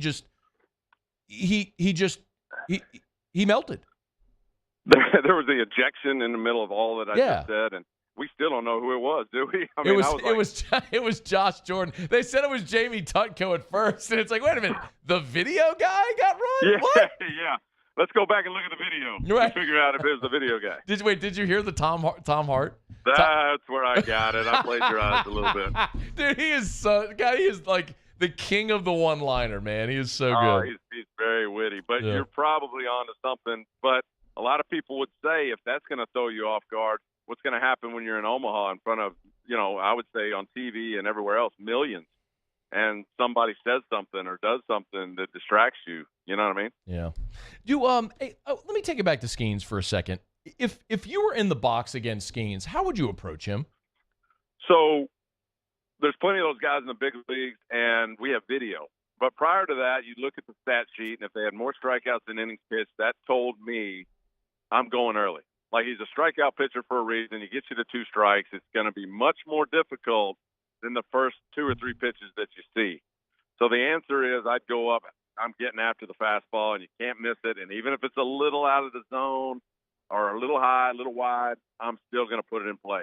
Because lesser pitchers, you can afford to be a little more patient. If he spots the outside corner, for example, I'll go ahead and take that pitch later in the count. I'm going to get a meatball. But not with Skeens. So you've got to go early or he'll bury you. So we've seen the past couple of weeks, Todd, Bama did this, Ole Miss did this, Kentucky did this. Their approach was more, let's just see if we can run his pitch count up and get him out of the game in the 5th or the 6th. Yeah, go ahead, please. No. So, Matt, you're going to have 6 innings, 18 strikeouts. His pitch count will get up all right because he's throwing so many strikes and getting so many swing and misses. I don't believe that's the right approach because he's not going to walk 4 or 5 guys to get the count to where you want it to be. There's no other alternative except to be aggressive against him. And if you get aggressive on him, he's just going to go slider on you. And then you got a chance, well, all right, now you're on to something. Now I've got to back off and let him throw those sliders until I get the fastball. But early on, you're going early. And then when he catches on to what you're doing and he goes to the off speed, that's when it gets even more difficult. But that's why he's as good as he is. Yeah, man. It's pretty incredible to watch, man. You just kind of have to remind yourself, he is the standard and there's nothing else to judge based on what he's doing right now. I was asked someone asked me this earlier today and specifically brought up you and said, we're watching Dylan Cruz right now have this season where he's hitting I think his average plummeted to 460 or something like that. Right. You hit 400. How would you comp what you did in 92? It was 92, correct, Todd? I think you did it twice, but or 92 as opposed 3 to times, Matt, but who's counting? Wait, did you hit 400 all 3 years? So I went 400, 395, 393, but I don't really remember. No, okay. Okay, so anyway, point being, I know you were right there, but the point was over 400 was once. But look, mad respect. We all understand that. Your numbers retired for a reason. But can you comp for us? Someone literally asked me this question this morning. I said, I'm going to ask Todd today. Can you comp pitching in the SEC in 93 and what you see now? How much has it evolved, or is it still similar? I think it's similar without having the numbers to back it up because now, of course, they're throwing 100. Back when I played in the early 90s, if you heard a guy named John Burke, I think his name was, from Florida, if you heard him throwing 95, then that was like, man, you're blowing heat, right? And so I feel like the reaction time is what we're talking about here. And I feel like the reaction time between whatever they say the miles per hour is now versus 30 years ago when it was 95 is the same. That being said, Dylan's so good, man, with his bat control, bat to ball, the quick speed that he gets that barrel to the baseball. He keeps his eyes still. He's got a strong lower half. And you notice he doesn't foul a whole lot of pitches off. I mean, when he goes, he knows what's coming. He's got an educated guess on what pitch is coming. He also knows that in 3-2, when everybody else in the world gets a fastball, he's going to get a slider. And if you put it over the plate, he's not going to get fooled because he knows that type of thing. So he's smart in his at-bats as well. That being said, it's important to understand that this is the year of the offense, right? 6.7 runs a game throughout the country. We haven't seen that numbers since prior to the BB Core era, which was 2010. So now we're talking about an offensive era It's not quite like the late 90s when it was the trampoline bat era, but right up under that. And when I played with the old aluminum in 93, I think we were 6.2 runs a game, something like that. So you can say what you want to say, but this is a big year for the offense, but he's clearly the best hitter in the country. And I love his approach. I love his move to the baseball. And more than anything else, he's smart at the plate, and he has good at bat. Hey, Todd, do you think – I had this conversation with Ben McDonald, and in no uncertain terms, Ben said the ball's juiced. He said it on air. And nobody is within college baseball is going to come out and say it. But, my contention is if you're a dude who spent your whole life around baseball and every day of your life you're, holding a ball, throwing a ball, touching a ball, you know when it's different. You just know when it's different. Do you think it's different? Do you think that they've changed something? The numbers say it is. And they call it a Titleist now, they call it, and that was the big leagues too. The ball was bouncing all over the place.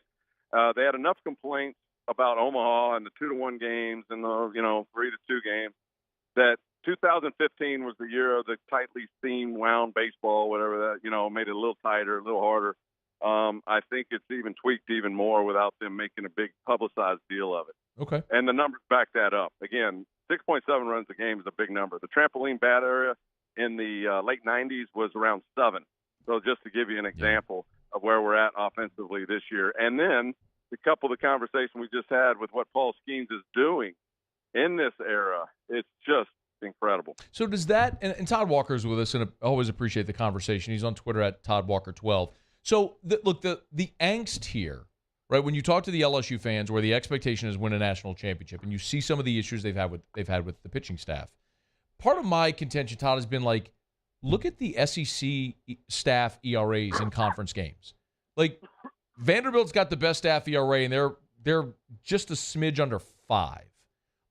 Nobody's got a staff ERA of 3. You know what I mean? So, do you feel like LSU has enough pitching, offense, whatever, this team to make a run through the postseason? You can't say that Ty Floyd cannot be the number 2. I think he certainly, and we just said that, the talent is there. Whether he does it or not, because he's been in and out, is questionable. You have to have 2, right? So you have to have Paul Skeens, and you have to have another dominant arm like Ole Miss had last year between Hunter Elliott and Dylan DeLucia. They had 2. And then they had Daugherty in the bullpen, and they had a couple nice bullpen pieces, which is what LSU has. They don't have a dominant Chase Burns, but they have a nice bullpen, but they don't have a dominant arm. That's what's kind of, that's something you look at as well. The offense is there, but any given day you face Paul Skeens on the other side, you're not going to score 10 runs in the game. Yeah. And so you're going to need those offensive pieces. The defense has been good, which is a good sign. But I'll throw a few numbers, and you know this already, Matt. In 22 years, the number 1 seed's never won it. I know. The best team in the country has never won it in 22 years. So I think LSU's, trying to get to the number 2 seed. That's what I think's happening right here. Hey, I'm not superstitious in any way. I know baseball guys are, but Todd, I believe there's something to it where maybe it's how the bracket sets up or whatever, but you can't look at 22 years of evidence and say there's not something to that. The history will tell you there is something to it. You lose the first game, you panic a little bit versus if you were like an Ole Miss, the 8th best team in the SEC last year, and just let it roll off and keep fighting. There's a panic involved with expectations, right? And when we get to the end here, when you only lose 2 and you're out, that's not much. That can happen to anybody. And if Skeens gets beat, heaven forbid, in a regional or a super, and not as likely in a regional, but in a super, now what do you do, So I think if you have to poke holes at LSU, it'd be the depth of the starting pitching and the bullpen. I always felt like you need a closer. You need somebody, all right, we're ahead in the 7th. Let's give this ball to this guy, and the game's over. You know what I mean? Yeah. Man, it might be Thatcher Hurd if you saw the way he threw. And now a lot of people think that, man. That's a great point. You've heard me say, to win championships, you got to be talented. You got to stay healthy. You got to have people like we did in 1993 with Jim Greeley, who didn't play much for us, get into Omaha and go berserk. Yeah. Hit 4 home runs and 6 triples, and just you need somebody to do something you don't expect them to do. A lot of people think that it's going to be Thatcher Hurd. We'll see. Man, I could talk to you all day. Todd Walker, he's on Twitter at ToddWalker12. Y'all give him a follow. Man, it's always great conversation. I appreciate it. Man, you going to be in Baton Rouge? You going to be calling any games anytime soon? I'm in studio the next couple of weeks. I'm in the SEC tournament doing studio. That'll be a lot of fun through that week, and then regionals. I don't think I have any LSU this year up to this point, unless I catch a regional or a super with them. But secretly I'm pulling for them. Jay Johnson in his second year. We saw what happened to the women's basketball team, with a second-year coach. So pulling for them. Man, hopefully our paths cross at some point during this postseason. Always appreciate the time, man. We'll talk soon. Yeah, man. I always love talking to you guys, too. Thanks, man. Thanks, man. That's Todd Walker. It's After Further Review. We're brought to you by Michelli Weighing and Measurement. You know where to find them, Michelli.com, Michelli.com. ISO 17025 accreditation is available. If you don't know what that is, well, then you don't need it. But if you do, then you understand why that is so important. But Michelli offers it. Remember, 29, I guess it's actually now 30 offices across 11 different states. They just acquired an office in Santa Barbara, California. So wherever you are, sea to shining sea, if you have precision measurement equipment that needs to be calibrated, Michelli can do it. It's Michelli Weighing and Measurement. Excited to actually pop down to the Harahan office here soon. They started a whole remodel, renovation, and expansion like right around the time of COVID. That got put everything delayed, but it's finally nearing completion. Excited to go check it out. It's Michelli Weighing and Measurement. If you're looking for a career instead of a job, go to Michelli.com at the careers tab at the top of the page, and you'll see all the jobs that they have available, all the careers they have at all of their different offices all across the country. It's Michelli Weighing and Measurement. 76 years maintaining their local ownership, local operation while continuing to expand. It's Michelli Weighing and Measurement. Michelli.com, Michelli.com. Okay, it's After Further Review. Appreciate Todd Walker. Let me knock out a break. When we come back, the Saints are going to have rookie minicamp later this week, and the XFL season now coming to an end. Saints have invited 3 XFL players for a tryout. We'll talk about them. We'll do that when we come back. It's AFR. AFR. Man, I got a message earlier today from Miss Teresa over at Clegg's. I love this time of year, y'all. Actually, Sunday is Mother's Day. You know that. Our family tradition is that the Saturday before Mother's Day, Erica and I, we go to Clegg's, the Seagan location, and we load up. She gets all the flowers and all the plants and everything she wants for our outdoor area, the back patio, the pool, all that, everything. Great gift ideas for Mom. They have hydrangeas, which are easy to grow in the garden or a patio pot as well. They'll delight Mom with beautiful, elegant summer blooms. You can go check them out at Clegg's Nursery. Not sure what to get Mom? You can get her a gift card from Clegg's. Let her go pick out what she wants. Any of their 4 locations: Seagan near Airline, LA 16 in Denham, Mid-City on Donmore, Garden Center on Greenwell Springs, hanging baskets, house plants, hummingbird feeders. They got it all for you, and they'll delight Mom this Mother's Day. Buy local, shop local, Clegg's Nursery. Bayou Ford has $15,000 off, plus 0.9% APR for 60 months on all new 22 Ford F-150 SCA trucks, and incredible deals on all remaining 2022 inventory, all with Bayou's 1 million-mile warranty. The crew at Bayou Ford is going to do right by you. Hey, what's up, y'all? It's that time again. It's heating up. Your boat's getting ready to come out and spend all summer on the water. It's time to take your boat to the next level with front-to-back boat service, where if you want an incredible custom speaker install, it's going to blow people away in the water, that's there for you. You want an HD sonar where you can see the fish under the water before you cast, beat all your friends, that's there for you at front-to-back boat service. So don't put it off. We got the parts in right now. Get them now before they go back on back order. Front-to-back boat service.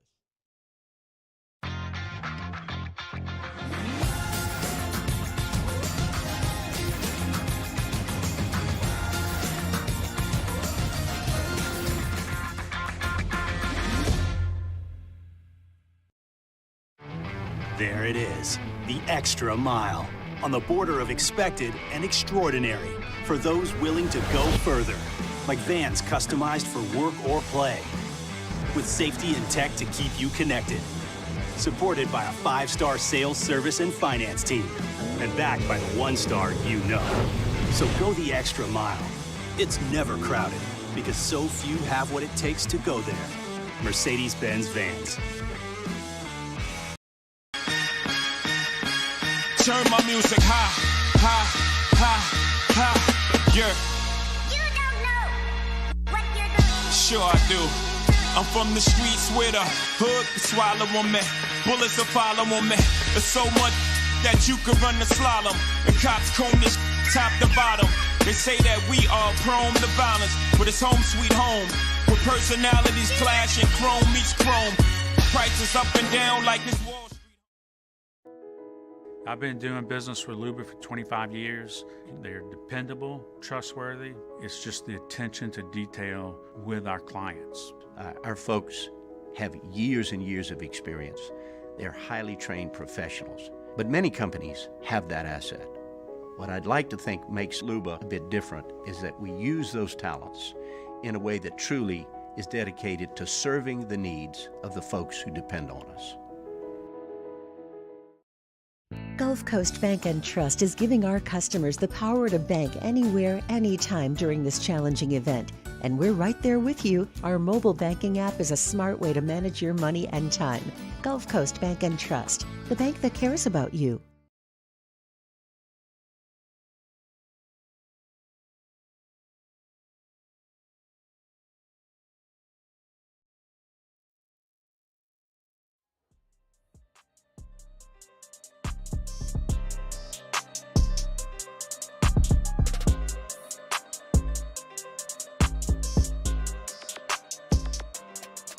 After further review with Matt Moscona, presented by Relief Windows. Windows, doors, siding. Call 288-8138 or visit reliefwindows.com. ESPN Baton Rouge, New Orleans, Alexandria.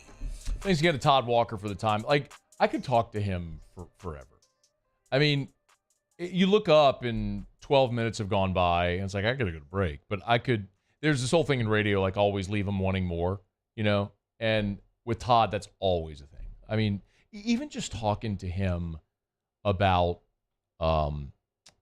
how he would approach schemes offensively. Like keep in mind, for me, in my life, Todd Walker is the best hitter I've ever seen at LSU. Dylan Cruz, I've said this, and for me, as far as a five-tool guy, Dylan Cruz is the most talented guy I've ever seen come through LSU in my lifetime. And there may be someone else that you think is different, whatever. I'm just telling you, for me, that he's the guy, five-tool guy.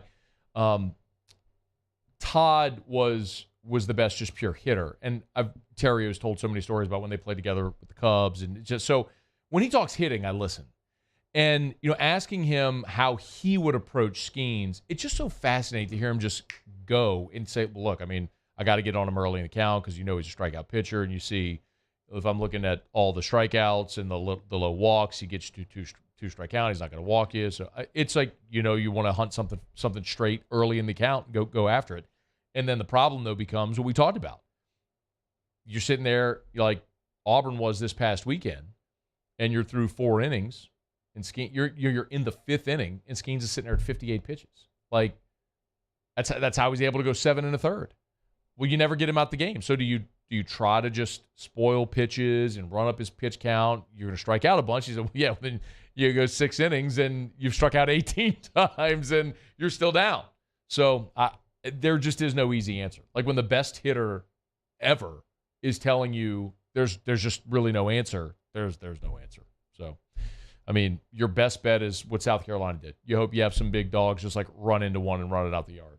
And that ain't always a great strategy. So he is fun to watch, man. All right, it's after further review. I want to talk. Saints have rookie minicamp later this week. They've invited 3 XFL players to try out. I want to get to that in a second. Muse, real quick, you were telling me in the break that there's some breaking news around college sports today, and this kind of all is on the tails of the Brad Bohannon Alabama cheating thing. What's happening now? Okay, yeah. So earlier I saw Kendall Rogers and a bunch of people on Twitter earlier today talking about Iowa baseball and that 3 or 4 players were withheld from a game against Ohio State this weekend.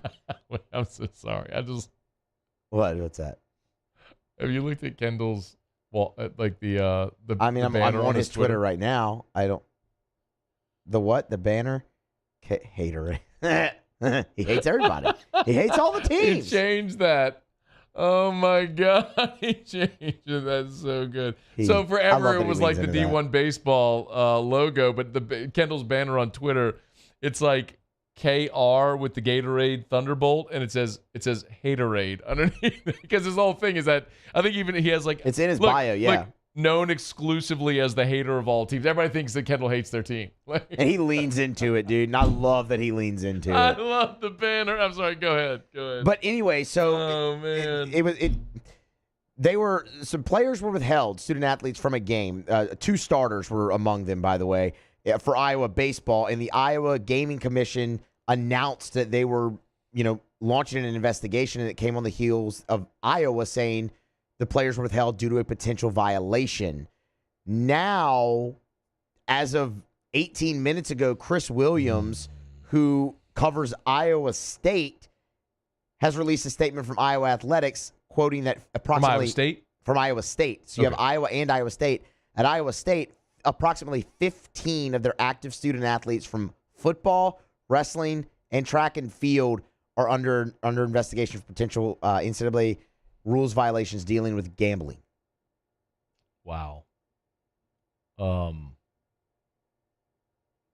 what it's worth as well, Iowa baseball has not been pulled from any books. Here's what I don't know, and I don't want to be speculative. I think the most obvious thought is to say, okay, were they betting on their sport? Could it be something like, and I genuinely do not know the answer to this. Could it be something where, like, student athletes are not allowed to sports bet at all? So, like, if they were playing in, like, a March Madness pool or something like that, could that be? I guess it could be. I'm not that familiar with the rule either. Yeah, I don't want to be speculative than that, but that's, help me. My goodness, I'm blanking. Receiver from Alabama. Calvin Ridley. That's what happened with Ridley, right? He wasn't betting on or against his team. He was just betting. Yeah. He was betting games. So I don't know if the rule is the same. I'm telling you, like, I'm ignorant. I'm ignorant of the rule. I do not know what it is. So I don't know if that's it, but I wonder if that's because track and field. Yeah. You know what I mean? Like wrestling. Nobody's betting track and field and wrestling, right? I'm not. Like there I don't think there aren't NCAA track and field odds anywhere. Yeah. Right? You tell me. You did a betting show for a year. No, I've never seen track and field. Okay, so that's my point. odds. So, like, they're betting something else. You know what I mean? So, like, what's going on there? All right, something worth following. Is Iowa and Iowa State. Iowa and Iowa State. All right. All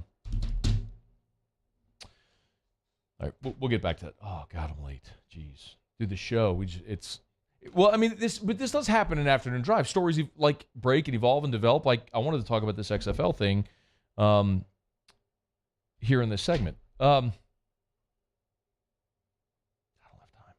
don't have time to get into it. You have a poll question? I do. Poll question just posted. Today's Citizens Bank poll question. Will LSU make the College World Series? Yes or no? Real simple. Yes or no? What do you think, Muse? I think they will. Okay. Homer. Don't you know they stink? I've been told that. Don't you know they have no pitching at all? I've been told that the last few days. They have no pitching at all, Muse. No. None. No. It's the worst pitching staff ever. Hey. Ever. After Paul Skeens, their ERA is like 7. Did you see that graphic 30 friggin' times this weekend? Because I did. God. And Todd Walker just got done telling you that the average run score in a game is 6.7? Yeah. So actually, so they're like right on par. I meant to bring this up whenever you turned the broadcast off the other day. Good for you, because those two guys were terrible. The Auburn broadcasters. They were awful. It was a different color analyst than it was Friday night. Yes. And he was actually good. He did the game with Tom Hart. The Friday crew. Oh, Tom Hart did the game on Saturday. Yeah, but the guy, I think it was the same color analyst from Friday, did it with Tom Hart. Yes. Okay. He was good. Different play-by-play guy. Yes. The Auburn crew on Friday was actually cheerleading Paul Skeens. They were. It's like in Rocky when the Russians start cheering for Rocky. You know what I mean? It's like they were cheerleading Paul Skeens because like what they were watching was so incredible. And Tom Hart is absolutely the best. I just found myself he's so good. I found myself live tweeting his one-liners the whole game. The best was just when this game had found a little bit of rhythm, it evolved into Elaine dancing. Like it was Seinfeld. It's so good. I love Tom Hart. But yesterday was atrocious. Yeah. Like, how can you get actual statistics wrong about the team you cover? That just shouldn't happen. Well, it's also college baseball. I don't care. And as much as we love college baseball here, not everybody. You cover the team. You're an alum of the team. Like, how does that should not happen? You just show up, throw a headset on, and go. That's how it happens. God. That's how it happens. That's brutal, man. That's brutal. I don't know. I didn't see it. Lucky you. If you were not here at the Open, after the first inning, I turned the game off. Listen, I watch enough baseball. Look, Muse, my favorite team, the Yankees. Oh, yesterday, bro. Okay. Ooh. You have Garrett Cole on the mound. like Garrett Cole bump day is like a holiday for Yankee fans. It's like happy Garrett Cole day to all those who celebrate. You're up 6-0 with Garrett Cole on the mound and you lose. Yeah. Miserable. It's baseball. Like sometimes weird things happen. Garrett Cole hadn't allowed a homer. No, this isn't Yankees talk. Nobody cares. Hadn't allowed a homer all year. Yeah. All year. Allowed 2 yesterday. Like, what are we doing? It's baseball. And a lot of people hate that explanation when we talk about LSU because you want yelling and ranting and screaming and because you think of things through a football lens and the singular one game per week, one game matters so much. It is not true. It's why I can clown you right now and say, hey, no worries, Muse, about losing this weekend. You want to know why? Why? Shutout. Run rule in that midweek game. Yeah. 10-0. There you go. Hey, pitch great in that midweek. Matters. Midweek games. Muse, right? But we all know the reality. Like, I'm not telling you need to be fired up about what happened this weekend. It sucked. Like, it sucked. It did. Paul Skeens was awesome. Watching the offense not come through with big like, just if your offense had come through, you had the bases loaded with less than 2 outs with Dylan Cruz and Tommy White coming up. Yeah. And they didn't come through for you. That's not going to happen very often. It did on Saturday. If Dylan Cruz, the best hitter any of us have ever seen, just puts the ball in play. Just put it in play. You're scoring a run. At least one. He strikes out. How many times has he struck out all year? 20? It's less than 20. It is less than 20. Or at least it was going into this weekend. Dylan Cruz has struck out 24 times. Huh? 24. So, anyway, point being, you were that close from winning game 2. And then yesterday, we'd think of it the way we do game 3 of the Tennessee series. God, now it's I got a break. All right. I keep going on these tangents today. My apologies. Let me knock out a break. We'll come back. Muse will do Tigers and the Pros. We got Cole Cubelic in 30 minutes. We will talk Saints. I'll tell you what I'm going to do. I was talking about Kendre Miller, the Saints' third-round running back, in 13 minutes. I'll do Kendre Miller, and we'll talk about the XFL players that have gotten an invite to Saints camp. We'll do that. I'll make sure I get both those topics in after the top of the hour. Muse will have Tigers and the Pros next. AFR. Love telling you about Darren James and Associates, brokered by eXp Realty. Every home listed by every company, all in one place, agent225.com. That's agent225.com. Buying or selling commercial or residential, there is just nobody better. I absolutely love telling you every single day that Darren James is on the Wall Street Journal's list of the top 1% of realtors in America. Top 1% of realtors in America. And that's not some subjective list. That's based on the number of homes sold. If you need to sell your home, why in the world would you call anyone else? And I want to remind you as well, a lot of people might lean on some of the national sites to get what's my home worth, what can I sell it for, all this stuff. Keep in mind that those national sites, oftentimes, they're not updated frequently. Sometimes they don't take into consideration specifics of your property or neighbors. Comps aren't just based on a number. You need to sell your home. You need Darren James. Agent225.com. Think real estate, think Darren James. There it is, the extra mile, on the border of expected and extraordinary for those willing to go further, like vans customized for work or play, with safety and tech to keep you connected, supported by a 5-star sales, service, and finance team, and backed by the 1-star you know. So go the extra mile. It's never crowded, because so few have what it takes to go there. Mercedes-Benz Vans. The world's leaders in obesity research, obesity medicine, and obesity science are right here. We're doing something that no one's ever done, or trying to answer a question that no one's ever asked before. Pennington is a real jewel when it comes to research. We are finding the solutions to the world's worst chronic disease, which is obesity. Louisiana needs Pennington Biomedical. All right, let's say ah. Where'd my spotlight go? Super weird, but we can take care of it. Get in and get better at Patient Plus. Hey, what's up, y'all? It's that time again. It's heating up. Your boat's getting ready to come out and spend all summer on the water. It's time to take your boat to the next level with front-to-back boat service, where if you want an incredible custom speaker install, it's going to blow people away in the water, that's there for you. You want an HD sonar where you can see the fish under the water before you cast, beat all your friends, that's there for you at front-to-back boat service. So don't put it off. We got the parts in right now. Get them now before they go back on back order. Front-to-back boat service. Hey there, little buddy. What's the matter? What's the matter? My windows, siding, and my door. That's what's the matter. Relief Windows can fix all of that. I got you.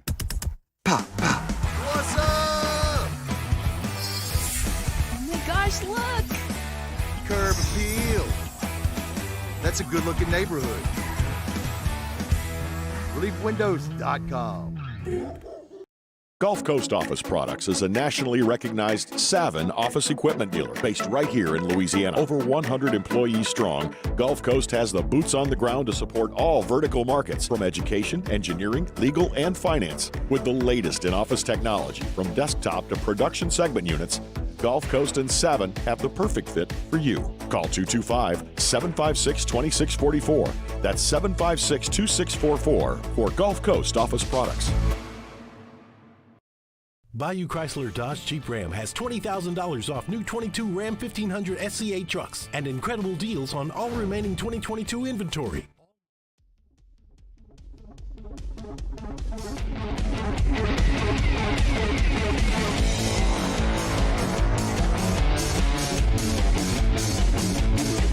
After further review with Matt Moscona, presented by Relief Windows. Windows, doors, siding. Call 288-8138 or visit reliefwindows.com. ESPN Baton Rouge, New Orleans, Alexandria. Wrapping up hour number 2. We're presented by Relief Windows and reliefwindows.com. Muso.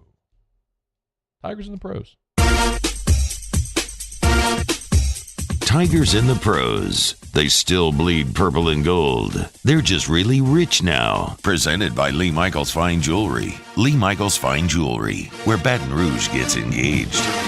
All right, we're going to jump back to Friday night because the Detroit Tigers beat the St. Louis Cardinals 5-4, and in the process, Alex Lang recorded save number 6 on the season. Another shutout inning, another inning where he strikes out the side.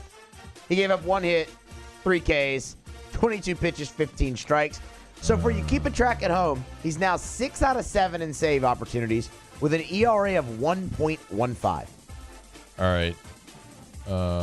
I'm texting him. We got to get him on the show. They play tonight. They do. All right. They should have a night game tomorrow, too. It's better to get him on an off day. Go ahead. True. We got to get Langer on the show. That it's is time. true. It's overdue, but we'll get him on. God, now he's just going to really go on a streak with the AFR mojo. That's Josh Smith last night, pinch hit duties. Callahan! It was a lot of at-bats. 3 official ABs. Went 1 for 3. Home run. Hey. His second of the season. Drove in 2 runs. Scored 2 runs and a walk. So very productive night for Josh Smith in the pinch hit role. Tigers have an off day on Thursday. Hey-oh, there we go. We need guests on Thursday, too. Let's go.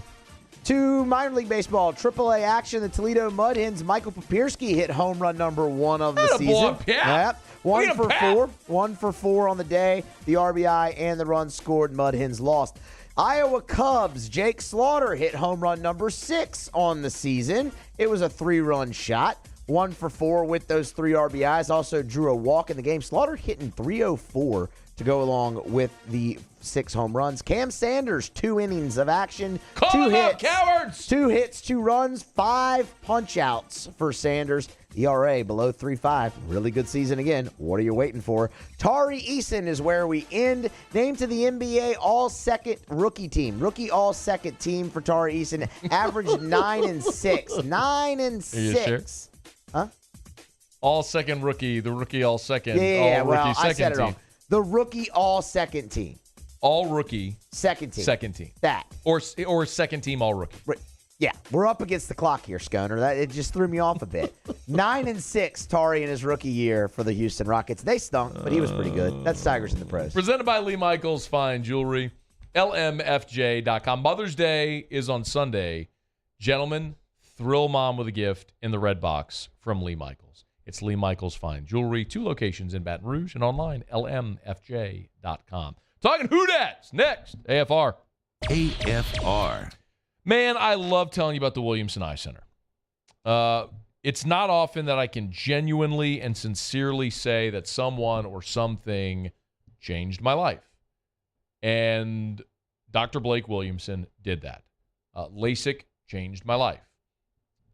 It's not dramatic. That's not hyperbole. If you have terrible eyes like I did, genetically just bad eyesight, you can change your life.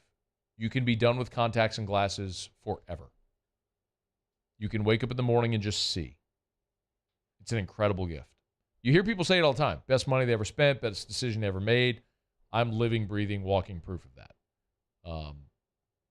And there's just nobody better than the Williamson Eye Center. 71 years in business, 3 generations. It's the Williamson Eye Center. 924-2020 or online, williamsoneye.com. Follow us on Twitter at 1045ESPN to cast your vote in the Citizens Bank and Trust poll of the day. Vote daily inside off the bench, anytime. Hunt Palmer. And after further review, Citizens Bank and Trust brings you the poll of the day via Twitter at 1045ESPN. Follow us on Twitter at 1045ESPN to cast your vote in the Citizens Bank and Trust poll of the day. Vote daily inside off the bench, anytime. Hunt Palmer. And after further review, Citizens Bank and Trust brings you the poll of the day via Twitter at 1045ESPN. $0 over MSRP at Corval Toyota in Opelousas. That's right, don't pay over MSRP. There's no markups, no games. So come on down to Happy Town. That's Corval Toyota in Opelousas, Happy Town, USA.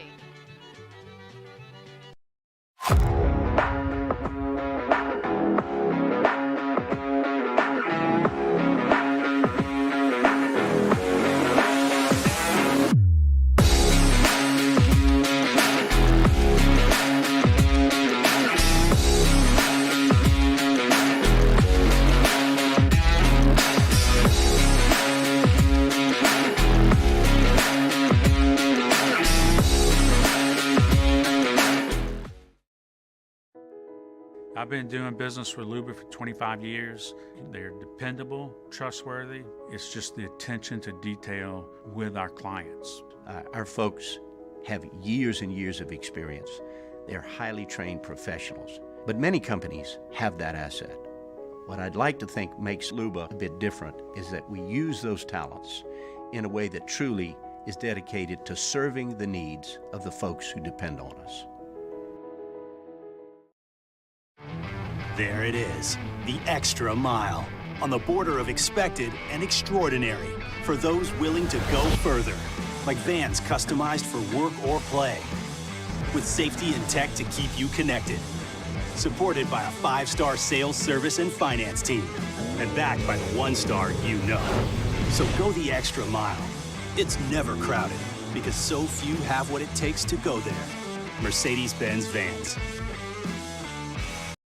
Hey, what's up, y'all? It's that time again. It's heating up. Your boat's getting ready to come out and spend all summer on the water. It's time to take your boat to the next level with front-to-back boat service, where if you want an incredible custom speaker install, it's going to blow people away in the water, that's there for you. You want an HD sonar where you can see the fish under the water before you cast, beat all your friends, that's there for you at front-to-back boat service. So don't put it off. We got the parts in right now. Get them now before they go back on back order. Front-to-back boat service.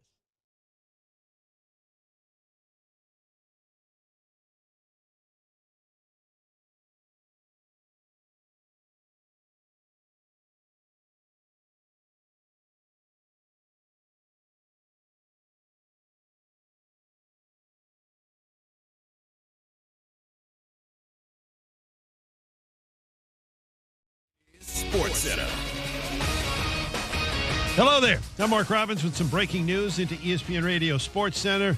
Nikola Jokic fined $25,000 for inappropriate contact with a fan Sunday in Denver's game against the Phoenix Suns. Jokic going into the stands to retrieve the basketball, and it was being held by Suns owner Matt Ishbia. Some future breaking news for you. Adam Schefter reports the 2023 NFL schedule will be released Thursday and will include 14 playoff rematches, including a Super Bowl rematch between the Chiefs and the Eagles. The release will be 8 p.m. Eastern on ESPN2 and the NFL Network. NBA playoffs, Game 4, Lakers and the Warriors tonight. Golden State in a tough spot, but their mindset, according to Kendra Andrews, is one of strength and positivity. Now we have a little technical difficulty, but that game, no difficulty there. You can hear it right here on ESPN Radio, coming up 9:30 p.m. Eastern for the coverage to begin. The tip coming up just after 10 Eastern on ESPN Radio.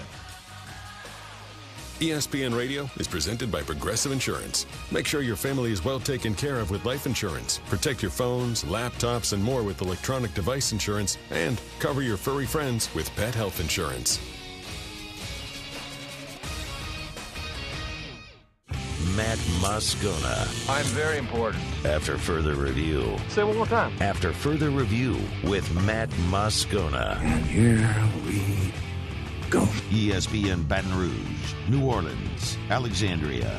Live from the Mercedes-Benz of Baton Rouge Studios. That's right.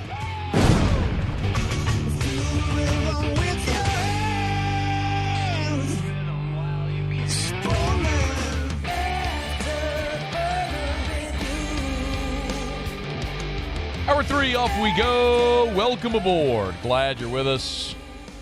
AFR, presented by Relief Windows. I'm Matt. You're a loser, man! Hey, shut up, kid. Alondra Villarreal.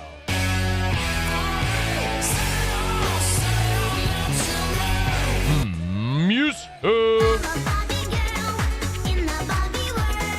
And Mr. Toby Tomplay.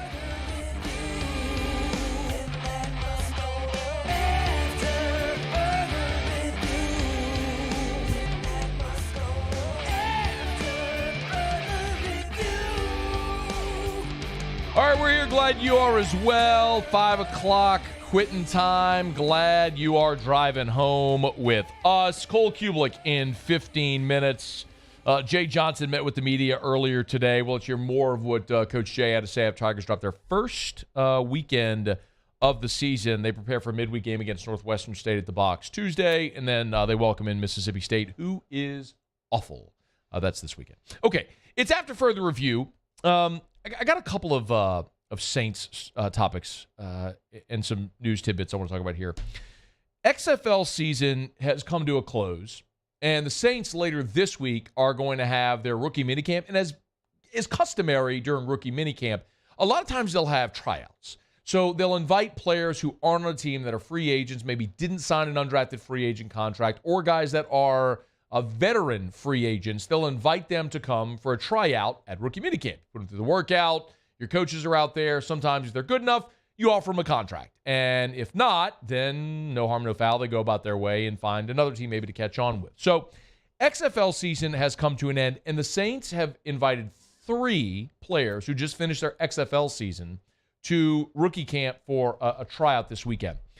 They are offensive lineman Sage Dockstader, quarterback Harrison Frost, and defensive tackle Jack Heflin. So we're going to get to each of them. Let's start with Sage Dockstader. And I actually don't know if I'm saying it correctly. I mean, he may say Dockstader, but I do remember the name because last year he signed with the Saints as an undrafted rookie free agent. Out of New Mexico State, guy played a ton of games in his time in New Mexico State with the Aggies. He played in 48 games over 5 years there at New Mexico State. He did, and this was the problem.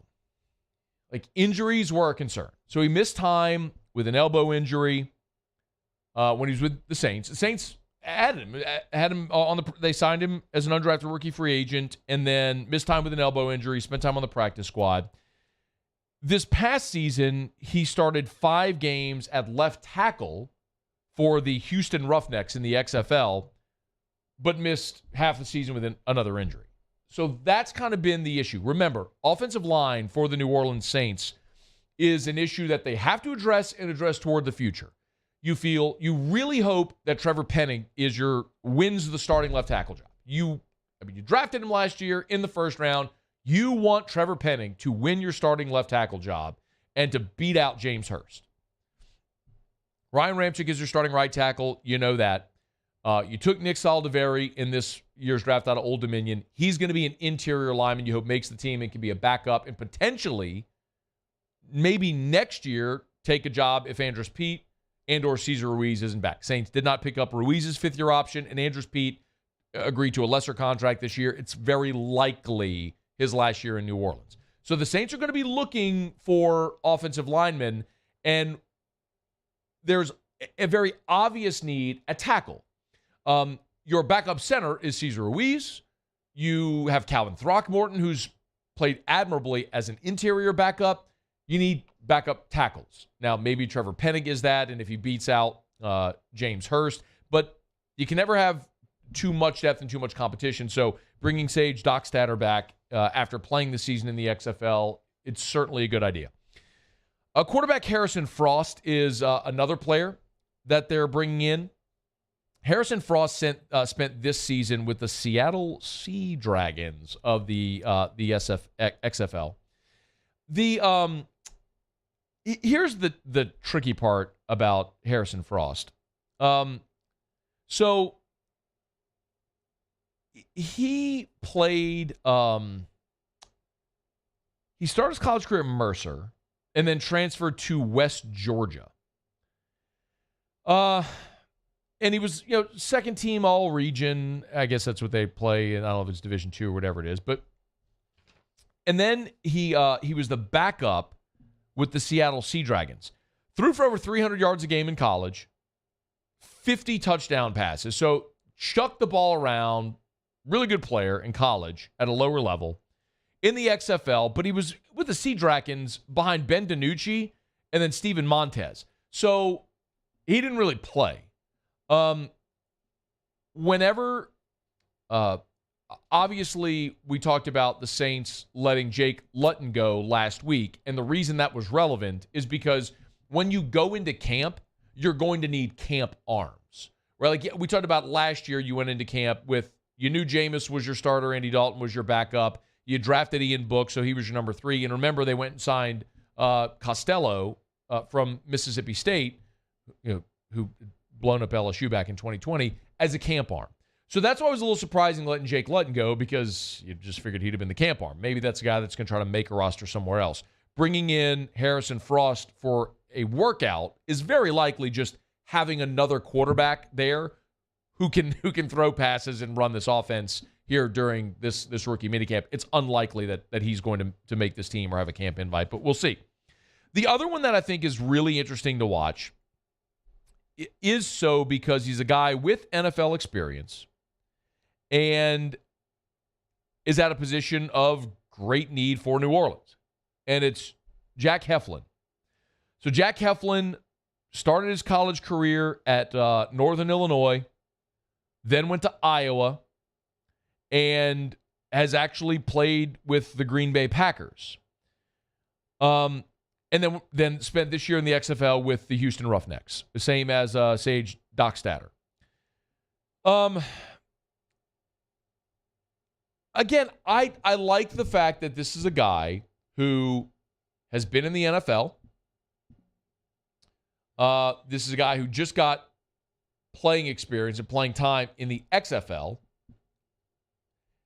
and was obviously a major college football player as well. And at 6'4", 315, you're also talking about a guy that is a big interior defensive player. And I'll say this again for the New Orleans Saints. You basically lost your entire interior defensive line to free agency. David Onyemata's with the Falcons, Shai Tuttle's with the Panthers, Kentavious Street is gone. Like, you lost all them guys. You went and signed 2 in free agency, and you used your first-round pick on Brian Brzee. Awesome. You're not done. Like, you're still not done. And we went through the available players at positions of need that the Saints are looking at, like tight end, defensive tackle. There's not a ton of really obvious free agent players at defensive tackle that the Saints could add at this point. So you may have to find a diamond in the rough. So if there's, of these three players, sure, Sage Dockstader is one worth watching because he was with your team last year. They like him. It's like, hey, go get some experience, go play, get on the field in the XFL, come back, we'll see.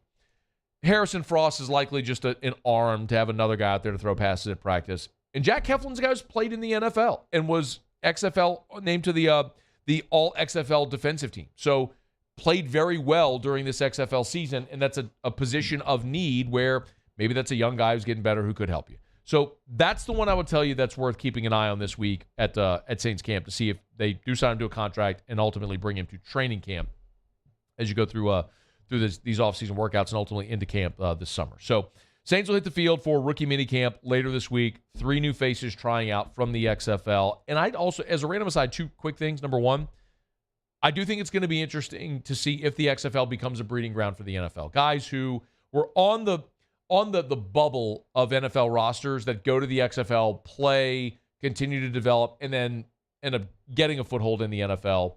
That's one. 2, the one thing that's a potential drawback is when you play in the XFL, I mean, you're playing winter, spring, so this is a time when most guys who play football, their bodies are resting.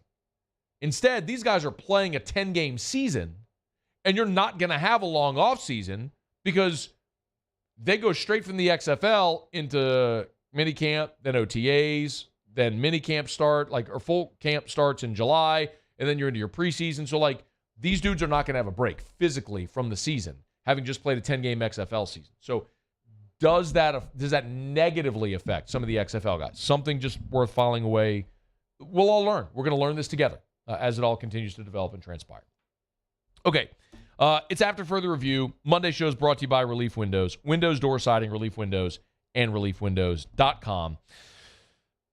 Quick break. Let's talk some Cole Cubelic. Let's talk to Cole Cubelic when we come back next. Cole did a video, a YouTube video, where he essentially laid out a case why LSU could win the national championship in 2023. We'll talk to him about it when we come back. It's AFR. AFR. River City's 1 hour air, where they're always on time, or you don't pay a dime. 752-0001, 752-0001, 752-0001, where when you call River City's 1 hour air, you're always going to get an expertly trained technician coming out to your house that's always on time, or you don't pay a dime. Here's a 5-star Google review from Glenn Steely, who said, I always appreciate having River City's 1 hour air at my back with our HVAC unit. Service and recommendations are always followed up with my complete satisfaction. Another 5-star Google review from a satisfied customer at River City's 1 hour air. 752-0001. Give them a call. If your AC's not keeping up, if you're having an issue, call River City's 1 hour air. 752-0001. Nights, holidays, weekends, doesn't matter. They'll always come out, and they'll never charge you extra to come out nights, holidays, or weekends. It's River City's 1 hour air. Look for the big yellow vans and trucks with the giant clock on the side. River City's 1 hour air.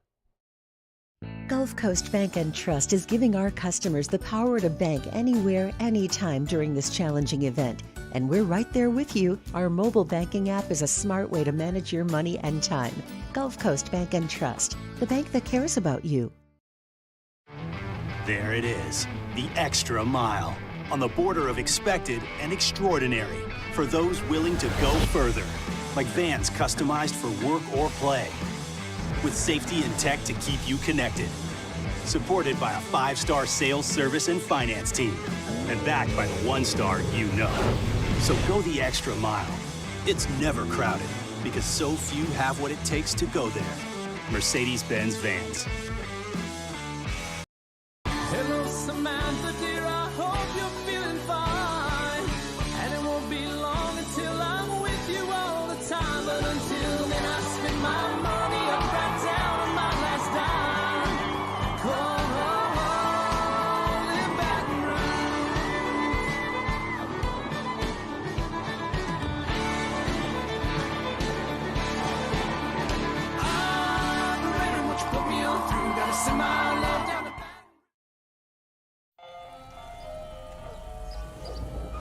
Hey there, little buddy. What's the matter? What's the matter? My windows, siding, and my door. That's what's the matter. Relief Windows can fix all of that. I got you. Pop, pop. What's up? Oh my gosh, look! Curb appeal. That's a good-looking neighborhood. ReliefWindows.com.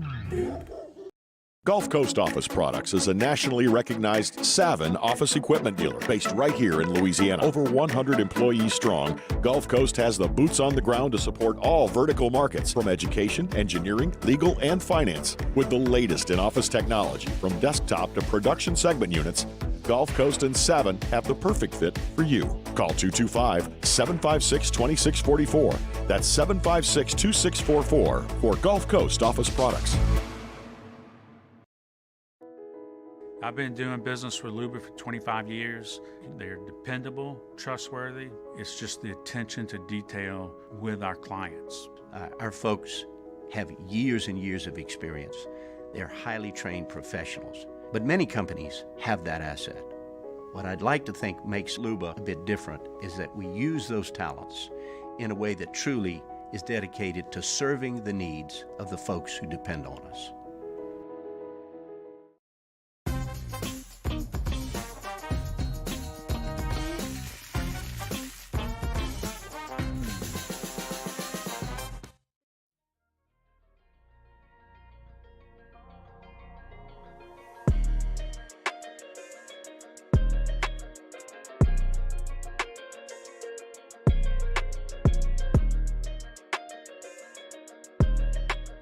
After further review with Matt Moscona, presented by Relief Windows. Windows, doors, siding. Call 288-8138 or visit reliefwindows.com. ESPN Baton Rouge, New Orleans, Alexandria. Always good when we get a couple of minutes with noted LSU homer Cole Cubelic, who joins us now. How are you, dude? Other than me dropping the being 2-0 in Baton Rouge in the latest podcast, other than that, yeah, we're all good. Okay, so Cole does a show, which everybody knows Cole from SEC Network, has a YouTube channel. You can check out the Cube Show, and I came across a link where you make a case why LSU could win the national championship in 2023. I will ask you to completely spoil your tease, but still encourage people to go watch it. Why? Yeah, I mean, we're gonna dive into it amongst other things. We're trying to do college football content on Sundays. So I think it's at Cube Show 61. Why we had to throw the 61 on there, I don't know. Maybe somebody else had the regular one, but okay. I just don't think there's enough college football content on Sunday. So we'll do that every Sunday during the season. We review all the SEC games, film study, we dive in. Anyway, I would start with this rebuttal to your question. Okay. How many other teams do you realistically think could win a national championship this year? Off the top of my head, I would say fewer than 10. I'll say 8. Cool. I think that's a high number. And okay. I think 2 or 3 of those you'd probably be throwing in just on name recognition, like Ohio State would probably be one of those. And then some because of another individual player like USC, Caleb Williams, probably 2. So I don't know, man. It's just I don't like. Even last year, I thought it was a pretty low number, and I thought it was maybe 4 that realistically could. I definitely think Georgia could. I think that's pretty easy. I don't know about Ohio State, man. Like, they got offensive line issues. We don't know who their quarterback is, and I know they've been very fortunate with what they've had at quarterback, probably since around like 17, and even before that. It's not like Braxton Miller was a bad college quarterback. He's a great college quarterback, actually. So it's been a long time that they've had great quarterback play, great group of receivers, but I don't think the D-line is just going to be back to, what it was, Chase Young, both of those kind of guys. Alabama could. Now, are they as talented as they have been? No, but I think collectively they're going to have good depth at most spots, and they're going to be well coached, and they're going to have, more talent than most teams they play each and every week. I kind of think the Pac-12 is going to cannibalize itself, because for me, when you have elite quarterback play in a lot of your conference, the first thing that I think of, Matt, is there's going to be upsets. So if you have elite quarterbacks and not a lot of other great teams, But with the way Nick's played last year and Michael Penix and Caleb Williams, and the list just goes on in that league, there's going to be guys that have great games and they're going to upset teams. So I don't know how many teams are really going to be in position to make the playoffs, because you could have so many teams just kind of gobbling themselves up and giving each other 2 or 3 losses this year. Now, out of the SEC, I think you have to talk about LSU, just number one. Like you and I talked about this time a year ago, when people just ruled LSU out, I said, hold on a second. Georgia, Bama, who's got the next most talented roster in the league? And it was LSU. People want to say A&M, Florida, whatever. It was LSU. Now you can maybe make the argument that they're number 2 behind Georgia. And so with an experienced offensive line, depth at the O-line, depth at quarterback, which means, when we talk about this in the podcast, that's going to allow you to do some different things offensively if you want to in the quarterback run game, versatility. You got numbers at receiver. Are they dynamic at tailback? No, but are you going to have to be if your offensive line operates well and you got tight ends and big receivers? You can do all these different positions. You can go different formations. You can move guys around. And then I think defensively, I mean, you've got no one. It's amazing to me how few people nationally even know about Mason Smith. Yeah. I mean, it's almost like outside of not even the entire southeastern footprint, but like if you went like half of Texas to like half of Georgia and then just that, I feel like there's like 10% of the college football population outside of that even knows who he is. And I think the guy's going to dominate this year. And so you're telling me you're going to have 1, maybe 2 with Wingo up front that are going to dominate inside. And then you've got this Swiss Army knife, jack of all trades, utility player, line up anywhere and wreck your game playing Harold Perkins with an Omar Spates. Like, I was wondering was he going to look like an SEC linebacker? Because I pulled all the Oregon State film and I watched him. I'm like, yeah, he's fast, but he's sleek, and I just don't know how it's going to work. The dude's put on like 11 or 12 pounds, and he looks like an SEC linebacker, like every bit of it. So is there depth at safety? Maybe not. Is there still some issue at corner, and you're going to have to figure that out?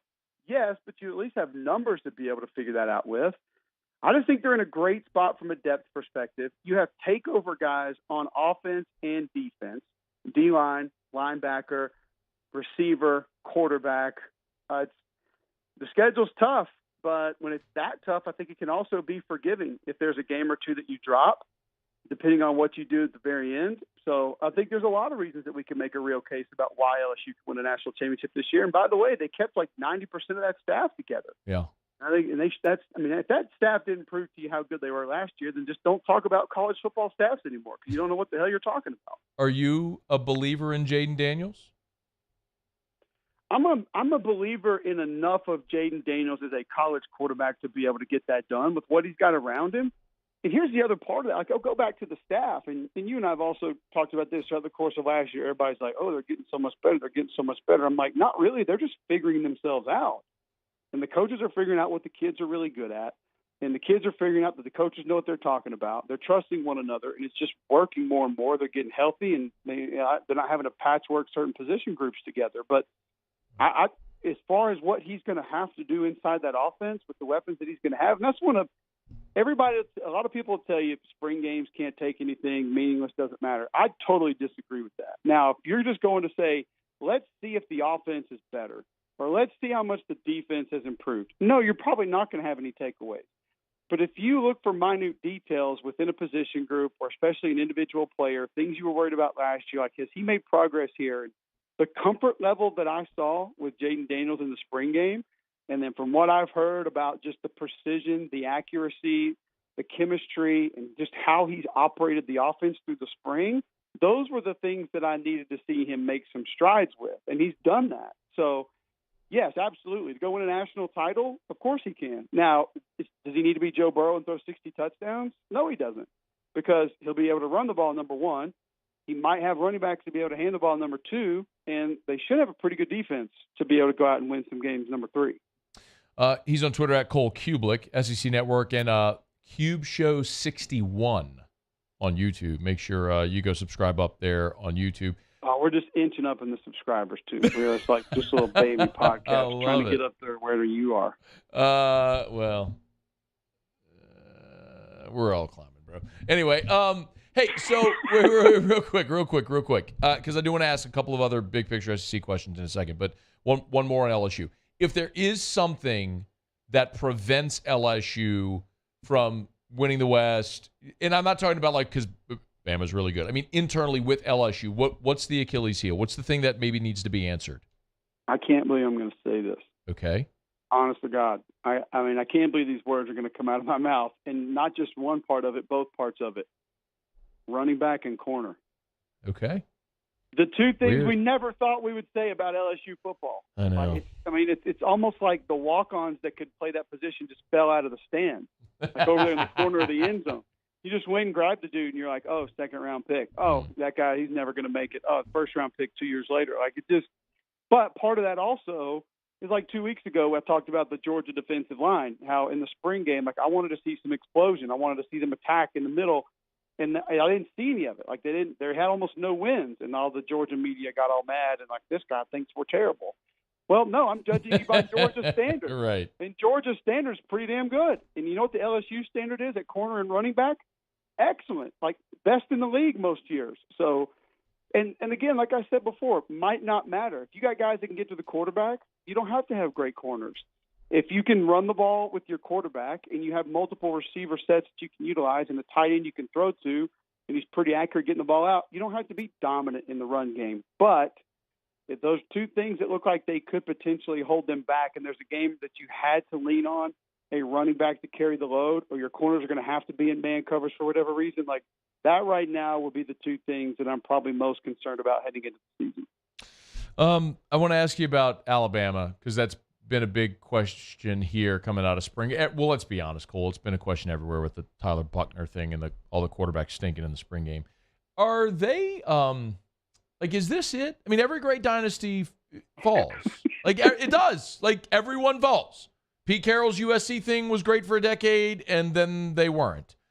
Is this it? No, because we've gotten so numb to so many pieces of it that we talked about this on our show. Bryce Young was the number one pick, and it was almost ignored from an Alabama perspective. Now, of course, he's great and Heisman and first pick, but if you recall, that's one of the 2 or 3 boxes that have not been checked in the career of Nick Saban. And so he finally does it, and no one talks about it. It's just kind of oh yeah, okay, another draft. It's no, hold on, that's one of the 2 or 3 things left that he had not done that other coaches had done, and now he's done it. I just still think we forget how well they've recruited for the last forever. And there's going to be a ton of talent on that team. There's going to be guys that are heavy contributors on that team that you did not see in the spring game. Are they going to have to rely on some young guys like Caden Proctor at tackle and Caleb Downs at safety? Yeah, probably. Are they going to get help from a freshman running back? Yeah, there's a good chance that they got a freshman running back that'll not carry the load, but be one of the guys that carries the load. Is there an income receiver in Malik Benson that's going to help them a ton? Yes. The advantages that I think they have is some of the things we mentioned with LSU. They're going to have more depth on the offensive line, which is going to bring more competition, which means they're not going to have to leave guys in if they're not playing up to the standard. Receiver, is there an Amari Cooper? Is there a Julio Jones? No, I don't think so. Maybe Malik Benson, but I'm not going to put him there just yet. But I think they have enough B-plus receivers that it's not really going to matter. I think tight end is the exact same way. Running back is the same way. Now, is the defensive line, is there Quinton Williams and Jonathan Allen and those guys? No. But I think you got Dallas Turner coming off one edge. You got another good pass rusher coming off the other edge in Chris Braswell. I think you have one of the best corners in college football in Kool-Aid McKinstry. He's going to be a first-round draft pick. So, again, starting linebackers, you didn't really see him in the spring game. So those guys are going to be out there. I think there are enough numbers that it's going to make up for a lot. Now, are they going to have a quarterback that can dig them out of the hole a lot of the time if they have to have that? Probably not. No. I still think it's Ty Simpson. I think Tyler Buckner, number one, availability is your best ability. You got to be out there playing. Kid's been banged up. Number two, he's giving the ball to the other team.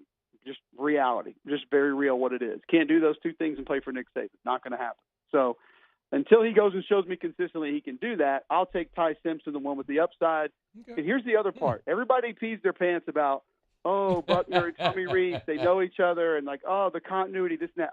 Let me just two things with that, Matt. Two. One, they're not running Tommy Rees's offense. Now, he will call it the way that he wants to. And I know people have a hard time really believing this, but I'm telling you, I sat down with Bill O'Brien 2 consecutive years, and he hammered this to us. I sat down with Steve Sarkisian. He talked about this. Lane Kiffin told us about this. The verbiage, all the language, what things are called, protections, run plays, checks, they stay the same every year. Tyler Buckner doesn't have a verbal advantage coming into this offense. He does not. It's not there. And also, like for all the, these guys have got to be buddies, how have we forgotten that Tommy Reese was on the staff that brought Sam Hartman in, which put him on the bench to begin with? That's a great point. So, I mean, I just don't know if that thing's all, hunky-dory like a lot of people think it is, but he's got a chance to maybe go play at Alabama, so he took it. He did bench him. But they don't bring him in if he doesn't co-sign, right? I don't know. I'm so interested to see what the dynamic is with Tyler Buckner and Tommy Reese, because Tommy Reese was on that staff that went and got Sam Hartman and said, dude, you are so much better than what we have. Get in here and play right now. And they got him. And then this kid's going to go back with him after he brought the other dude in. And just that part, I don't know why no one talks about it. It doesn't make any sense. That's so good. Hey, any chance Sam Hartman could leave Notre Dame and go? I'm not going to tell you I don't think that wasn't investigated, but that's a conversation for another day. The best part about this, Cole, is like you and I both are laughing at Alabama together, which is really good. It's like my enemy's enemy is my friend sort of thing. Yeah, but if you knew how many times I had convinced myself that thing was on downhill slide, and then I got kicked in the teeth. Like, I don't want any more kicks in the teeth, man. I've been to the dentist too much. I'm just going to take a wait-and-see approach on this one. It's not going to happen. I've never convinced myself that they were on the downside, ever. They've always gotten the benefit of the doubt. They've earned it. Well, if you did radio where I do radio every day, you probably would have. Fair enough. All right, Cole, you're the best. Thanks, as always, for the time. We appreciate it, man. Hey, thanks for sharing the pod, too, man. I really do appreciate it. We're trying to scratch and claw here, so just making our way up. But it's always good visiting with you, man. Look forward to doing it again soon. All right, dude. We'll see you. That is Cole Cubelic on Twitter, at Cole Cubelic, SEC Network. And again, The Cube Show, you can download the pod or go subscribe up to the channel. He said it's Cube Show 61, of course, which was his jersey number at Auburn. There it is. Yeah, so if you're searching with the @ sign, it is it's the Cube Show presented by Wickles Pickles. Those things are delicious. I've never had a Wickles pickle. Oh, they're so good. What's a Wickles pickle? It's kind of like a little spicier pickle. Okay. It's delicious. I want to know what the other Cube Show's about. The one that took the handle, just Cube Show. I want to know what that's about, actually. Let's see. Like, that is odd. Like, that's not a very common name.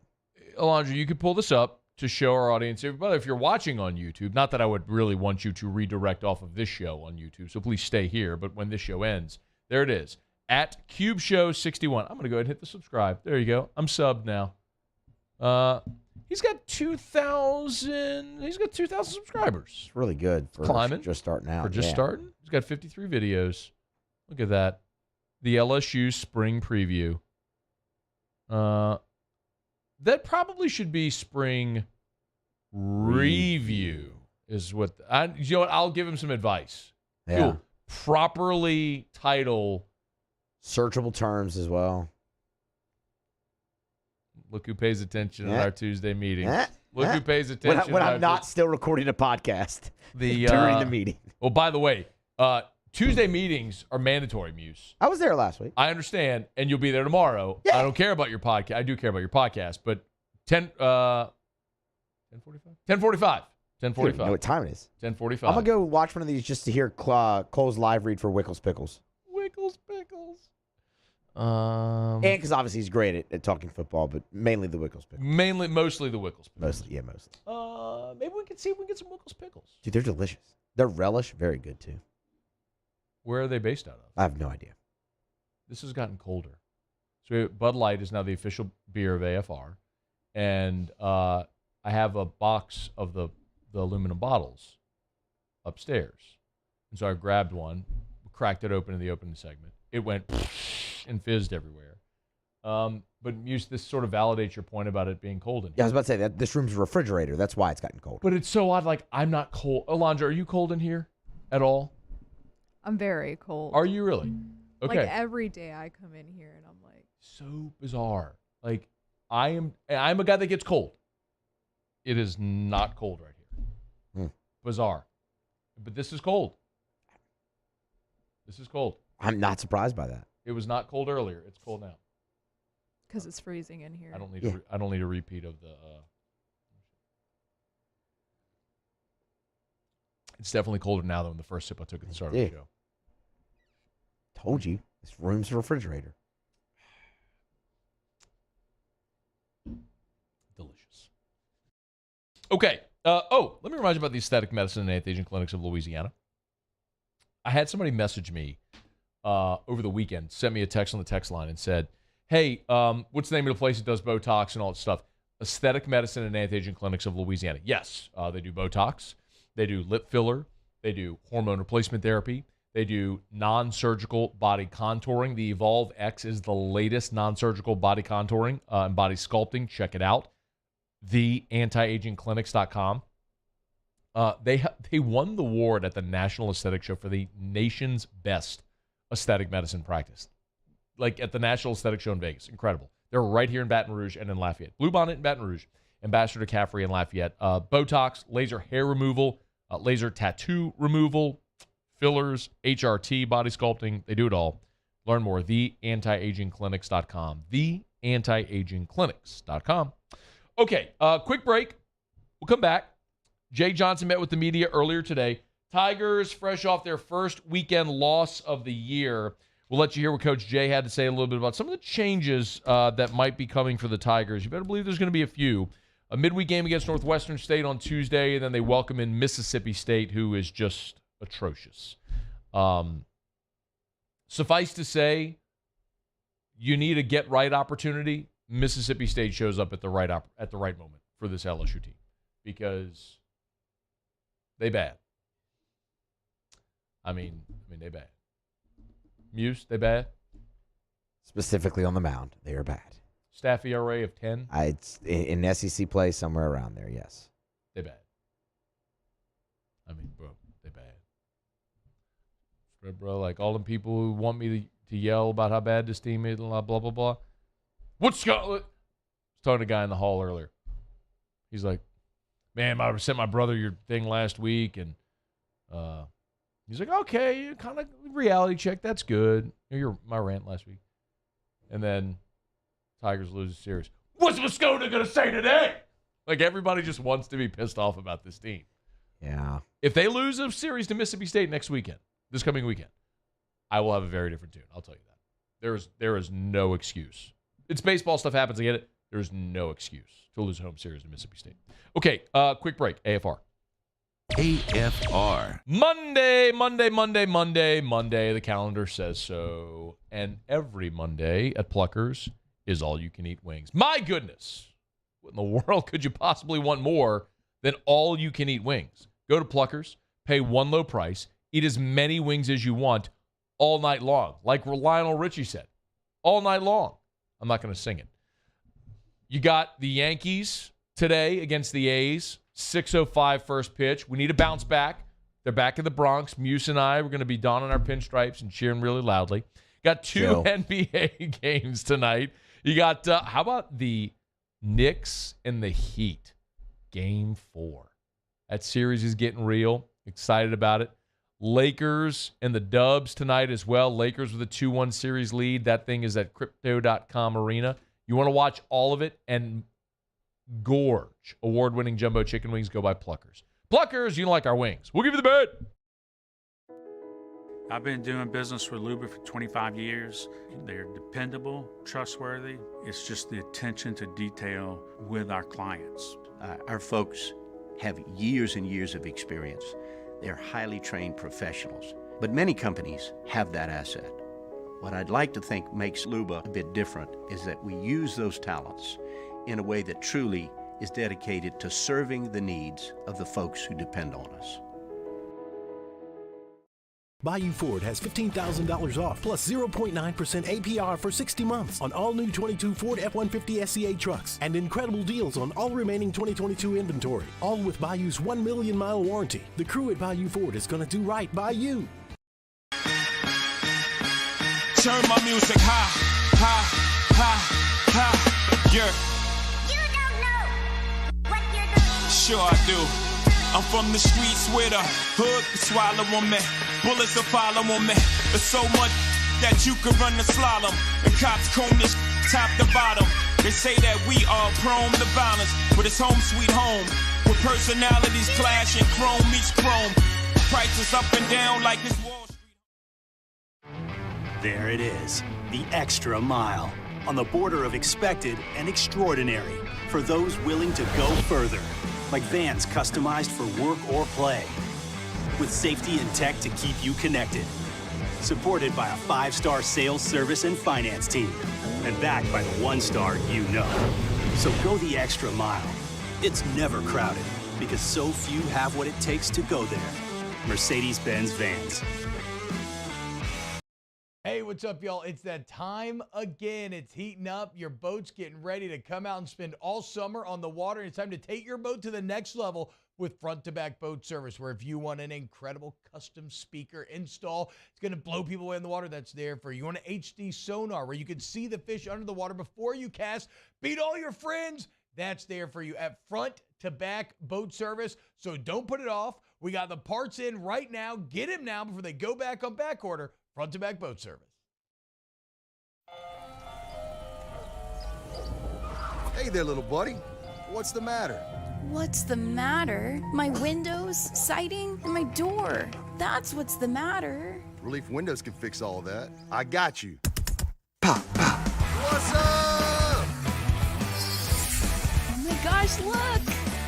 Curb appeal. That's a good-looking neighborhood. ReliefWindows.com. Electricity is all around us, and our families depend on it. Every day is sparked by the power of a cold drink or a warm meal.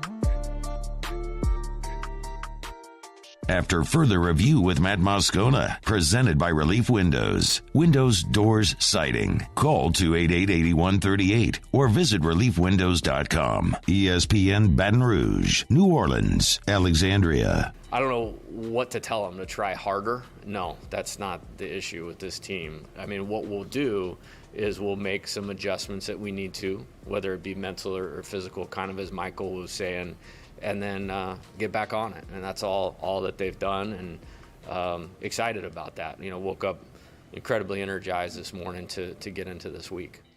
Jay Johnson met with the media on Monday after the Tigers made it home. First series loss of the year. The Tigers fall there on the plains of Auburn. Certainly a disappointing weekend, as we've seen this LSU team number one in the country for 12 consecutive weeks, and they go on the road and just doesn't work out for them after a brilliant performance by Paul Skeens in Game 1. Tigers missed some huge offensive opportunities in Game 2, and then just from jump on Sunday, it just wasn't their day, obviously. So a couple of things that I was kind of interested in. Real quick, Jay Johnson, can you play number 7, please? He was asked, so Josh Jordan, the hitting coach and recruiting coordinator, was ejected from Game 2. It was a big saga that unfolded if you weren't watching the game. Long story short, they didn't call a balk against Auburn. That was a balk. They called a balk against Ty Floyd. LSU, there was somebody in LSU's dugout got run. We find out it's Josh Jordan. The coaches both left the dugouts. It was a whole thing. Here's what Jay Johnson said.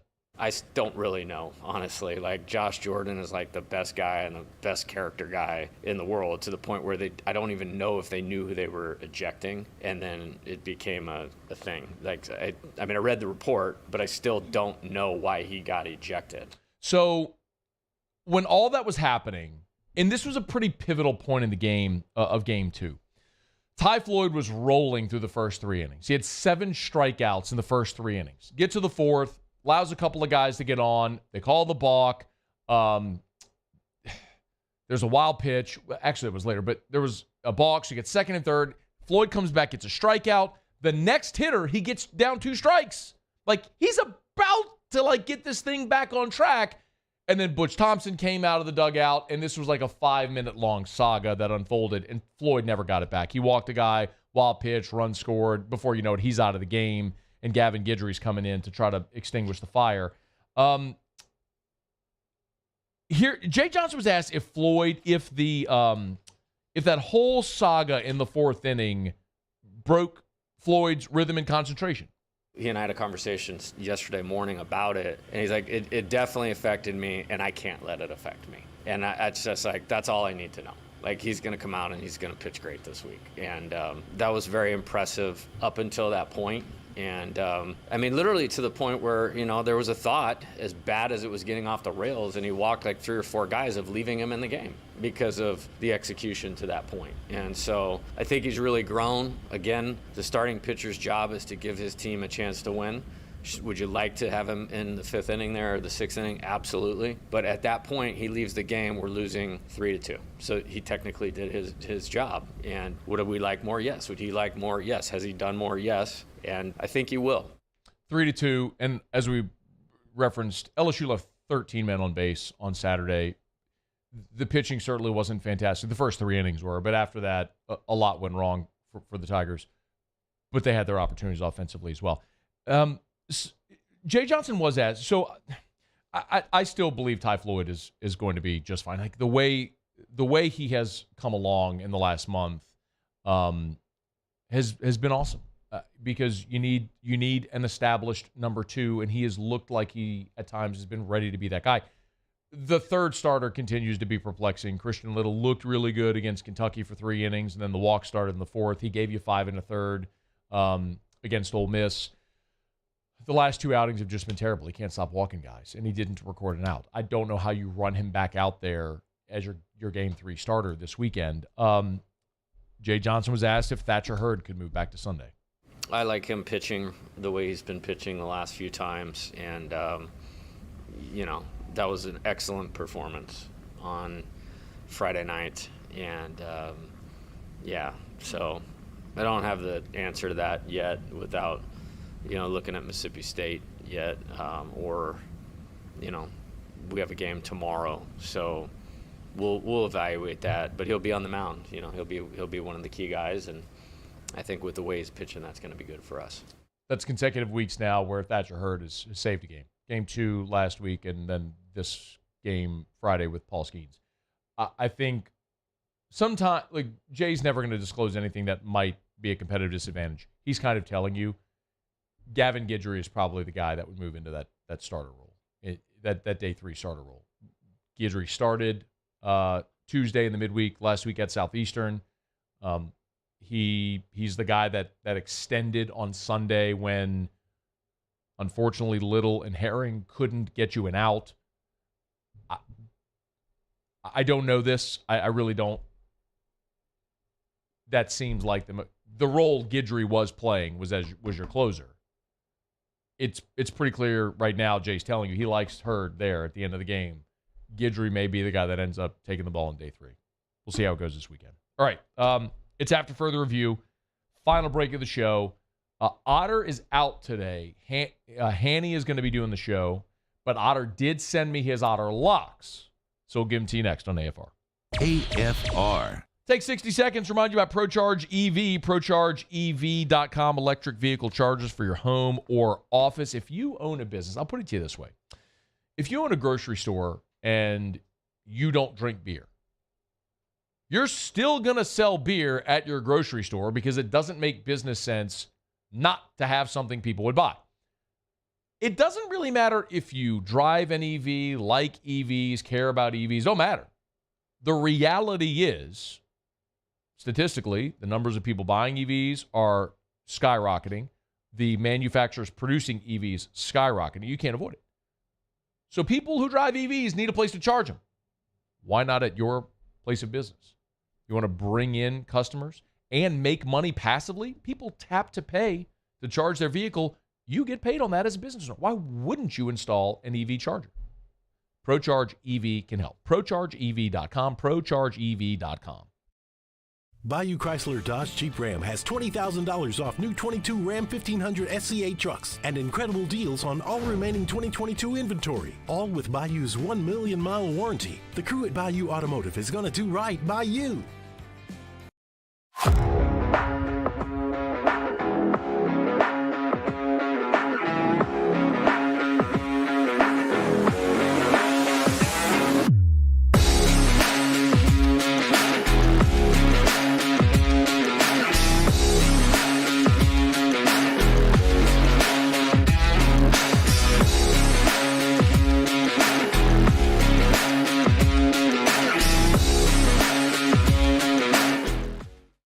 Gulf Coast Office Products is a nationally recognized Savin office equipment dealer based right here in Louisiana. Over 100 employees strong, Gulf Coast has the boots on the ground to support all vertical markets, from education, engineering, legal, and finance. With the latest in office technology, from desktop to production segment units, Gulf Coast and Savin have the perfect fit for you. Call 225-756-2644. That's 756-2644 for Gulf Coast Office Products. I've been doing business with Luba for 25 years. They're dependable, trustworthy. It's just the attention to detail with our clients. Our folks have years and years of experience. They're highly trained professionals. But many companies have that asset. What I'd like to think makes Luba a bit different is that we use those talents in a way that truly is dedicated to serving the needs of the folks who depend on us. There it is, the extra mile, on the border of expected and extraordinary for those willing to go further, like vans customized for work or play, with safety and tech to keep you connected, supported by a 5-star sales, service, and finance team, and backed by the 1-star you know. So go the extra mile. It's never crowded, because so few have what it takes to go there. Mercedes-Benz Vans. Hey, what's up, y'all? It's that time again. It's heating up. Your boat's getting ready to come out and spend all summer on the water. It's time to take your boat to the next level with front-to-back boat service, where if you want an incredible custom speaker install, it's going to blow people away in the water, that's there for you. You want an HD sonar where you can see the fish under the water before you cast, beat all your friends, that's there for you at front-to-back boat service. So don't put it off. We got the parts in right now. Get them now before they go back on back order. Front-to-back boat service. Hey, it's Matt Musso. Join me Monday through Friday for your daily update on LSU baseball with Musso at the Box, presented by New Orleans Flooring, wherever you get your podcast.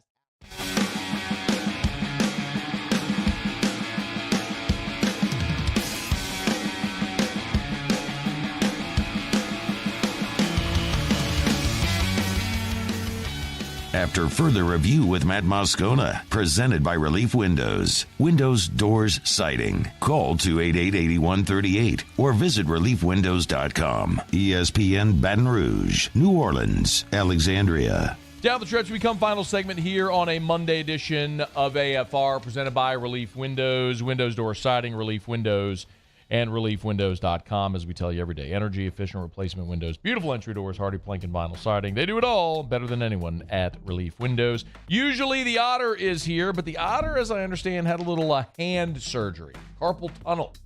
So out, Hanny will be handling the show tonight. Otter did give me his picks.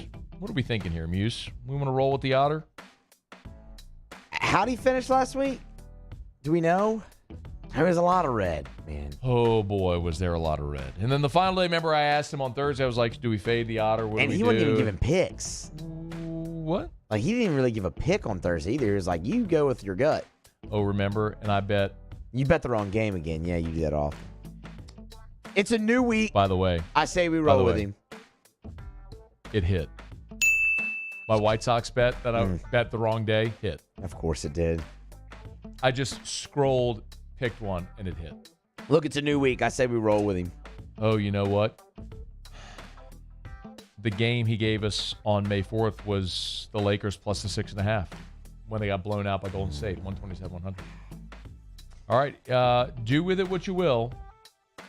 Otter's best bet, his best bet of the night. Oh, Lord. The Miami Heat. Okay. Okay.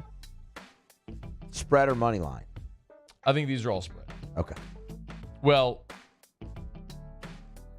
MLB, he gave us the Cubs. Okay. And the Rangers. Yeah, Rangers have been hot. So Miami Heat is going to be laying the 4.5. And then the Cubs and the Rangers would both be, I'm just going to say money line on Cubs Rangers. I'll roll with our guy. Since I won my bet, I gave myself a little cushion to play with. All right. Paulie's on vacation all week. Alondra, thanks so much for sitting in for him. She'll be back all week. Muse, thank you. Y'all have a great night. We'll see you tomorrow at 3. AFR. As we get on down the road, we remind you about South Point Volkswagen, southpointvw.com, new and certified pre-owned in Baton Rouge and online at southpointvw.com, southpointvw.com. It is almost graduation season, y'all. It's almost graduation season, which means you're probably out shopping for that vehicle, for that soon-to-be grad. And if you're looking to find something that is stylish, and fun to drive, that they're going to love, but that is also safe and affordable that you're going to love, go test drive a Volkswagen at South Point Volkswagen. Airline just north of Highland. They are Louisiana's largest volume Volkswagen dealer. Nobody sells more Volkswagens than South Point Volkswagen. Nobody has a bigger selection. Whatever vehicle you're trying to get, if there's a certain color with specifications, if they don't have it on the lot, they'll get it for you. It's at South Point Volkswagen. Louisiana's largest volume Volkswagen dealer, Airline just north of Highland, or online at southpointvw.com. South Point Volkswagen. What's your direction? There it is, the extra mile, on the border of expected and extraordinary, for those willing to go further, like vans customized for work or play, with safety and tech to keep you connected, supported by a 5-star sales, service, and finance team, and backed by the 1-star you know. So go the extra mile. It's never crowded, because so few have what it takes to go there.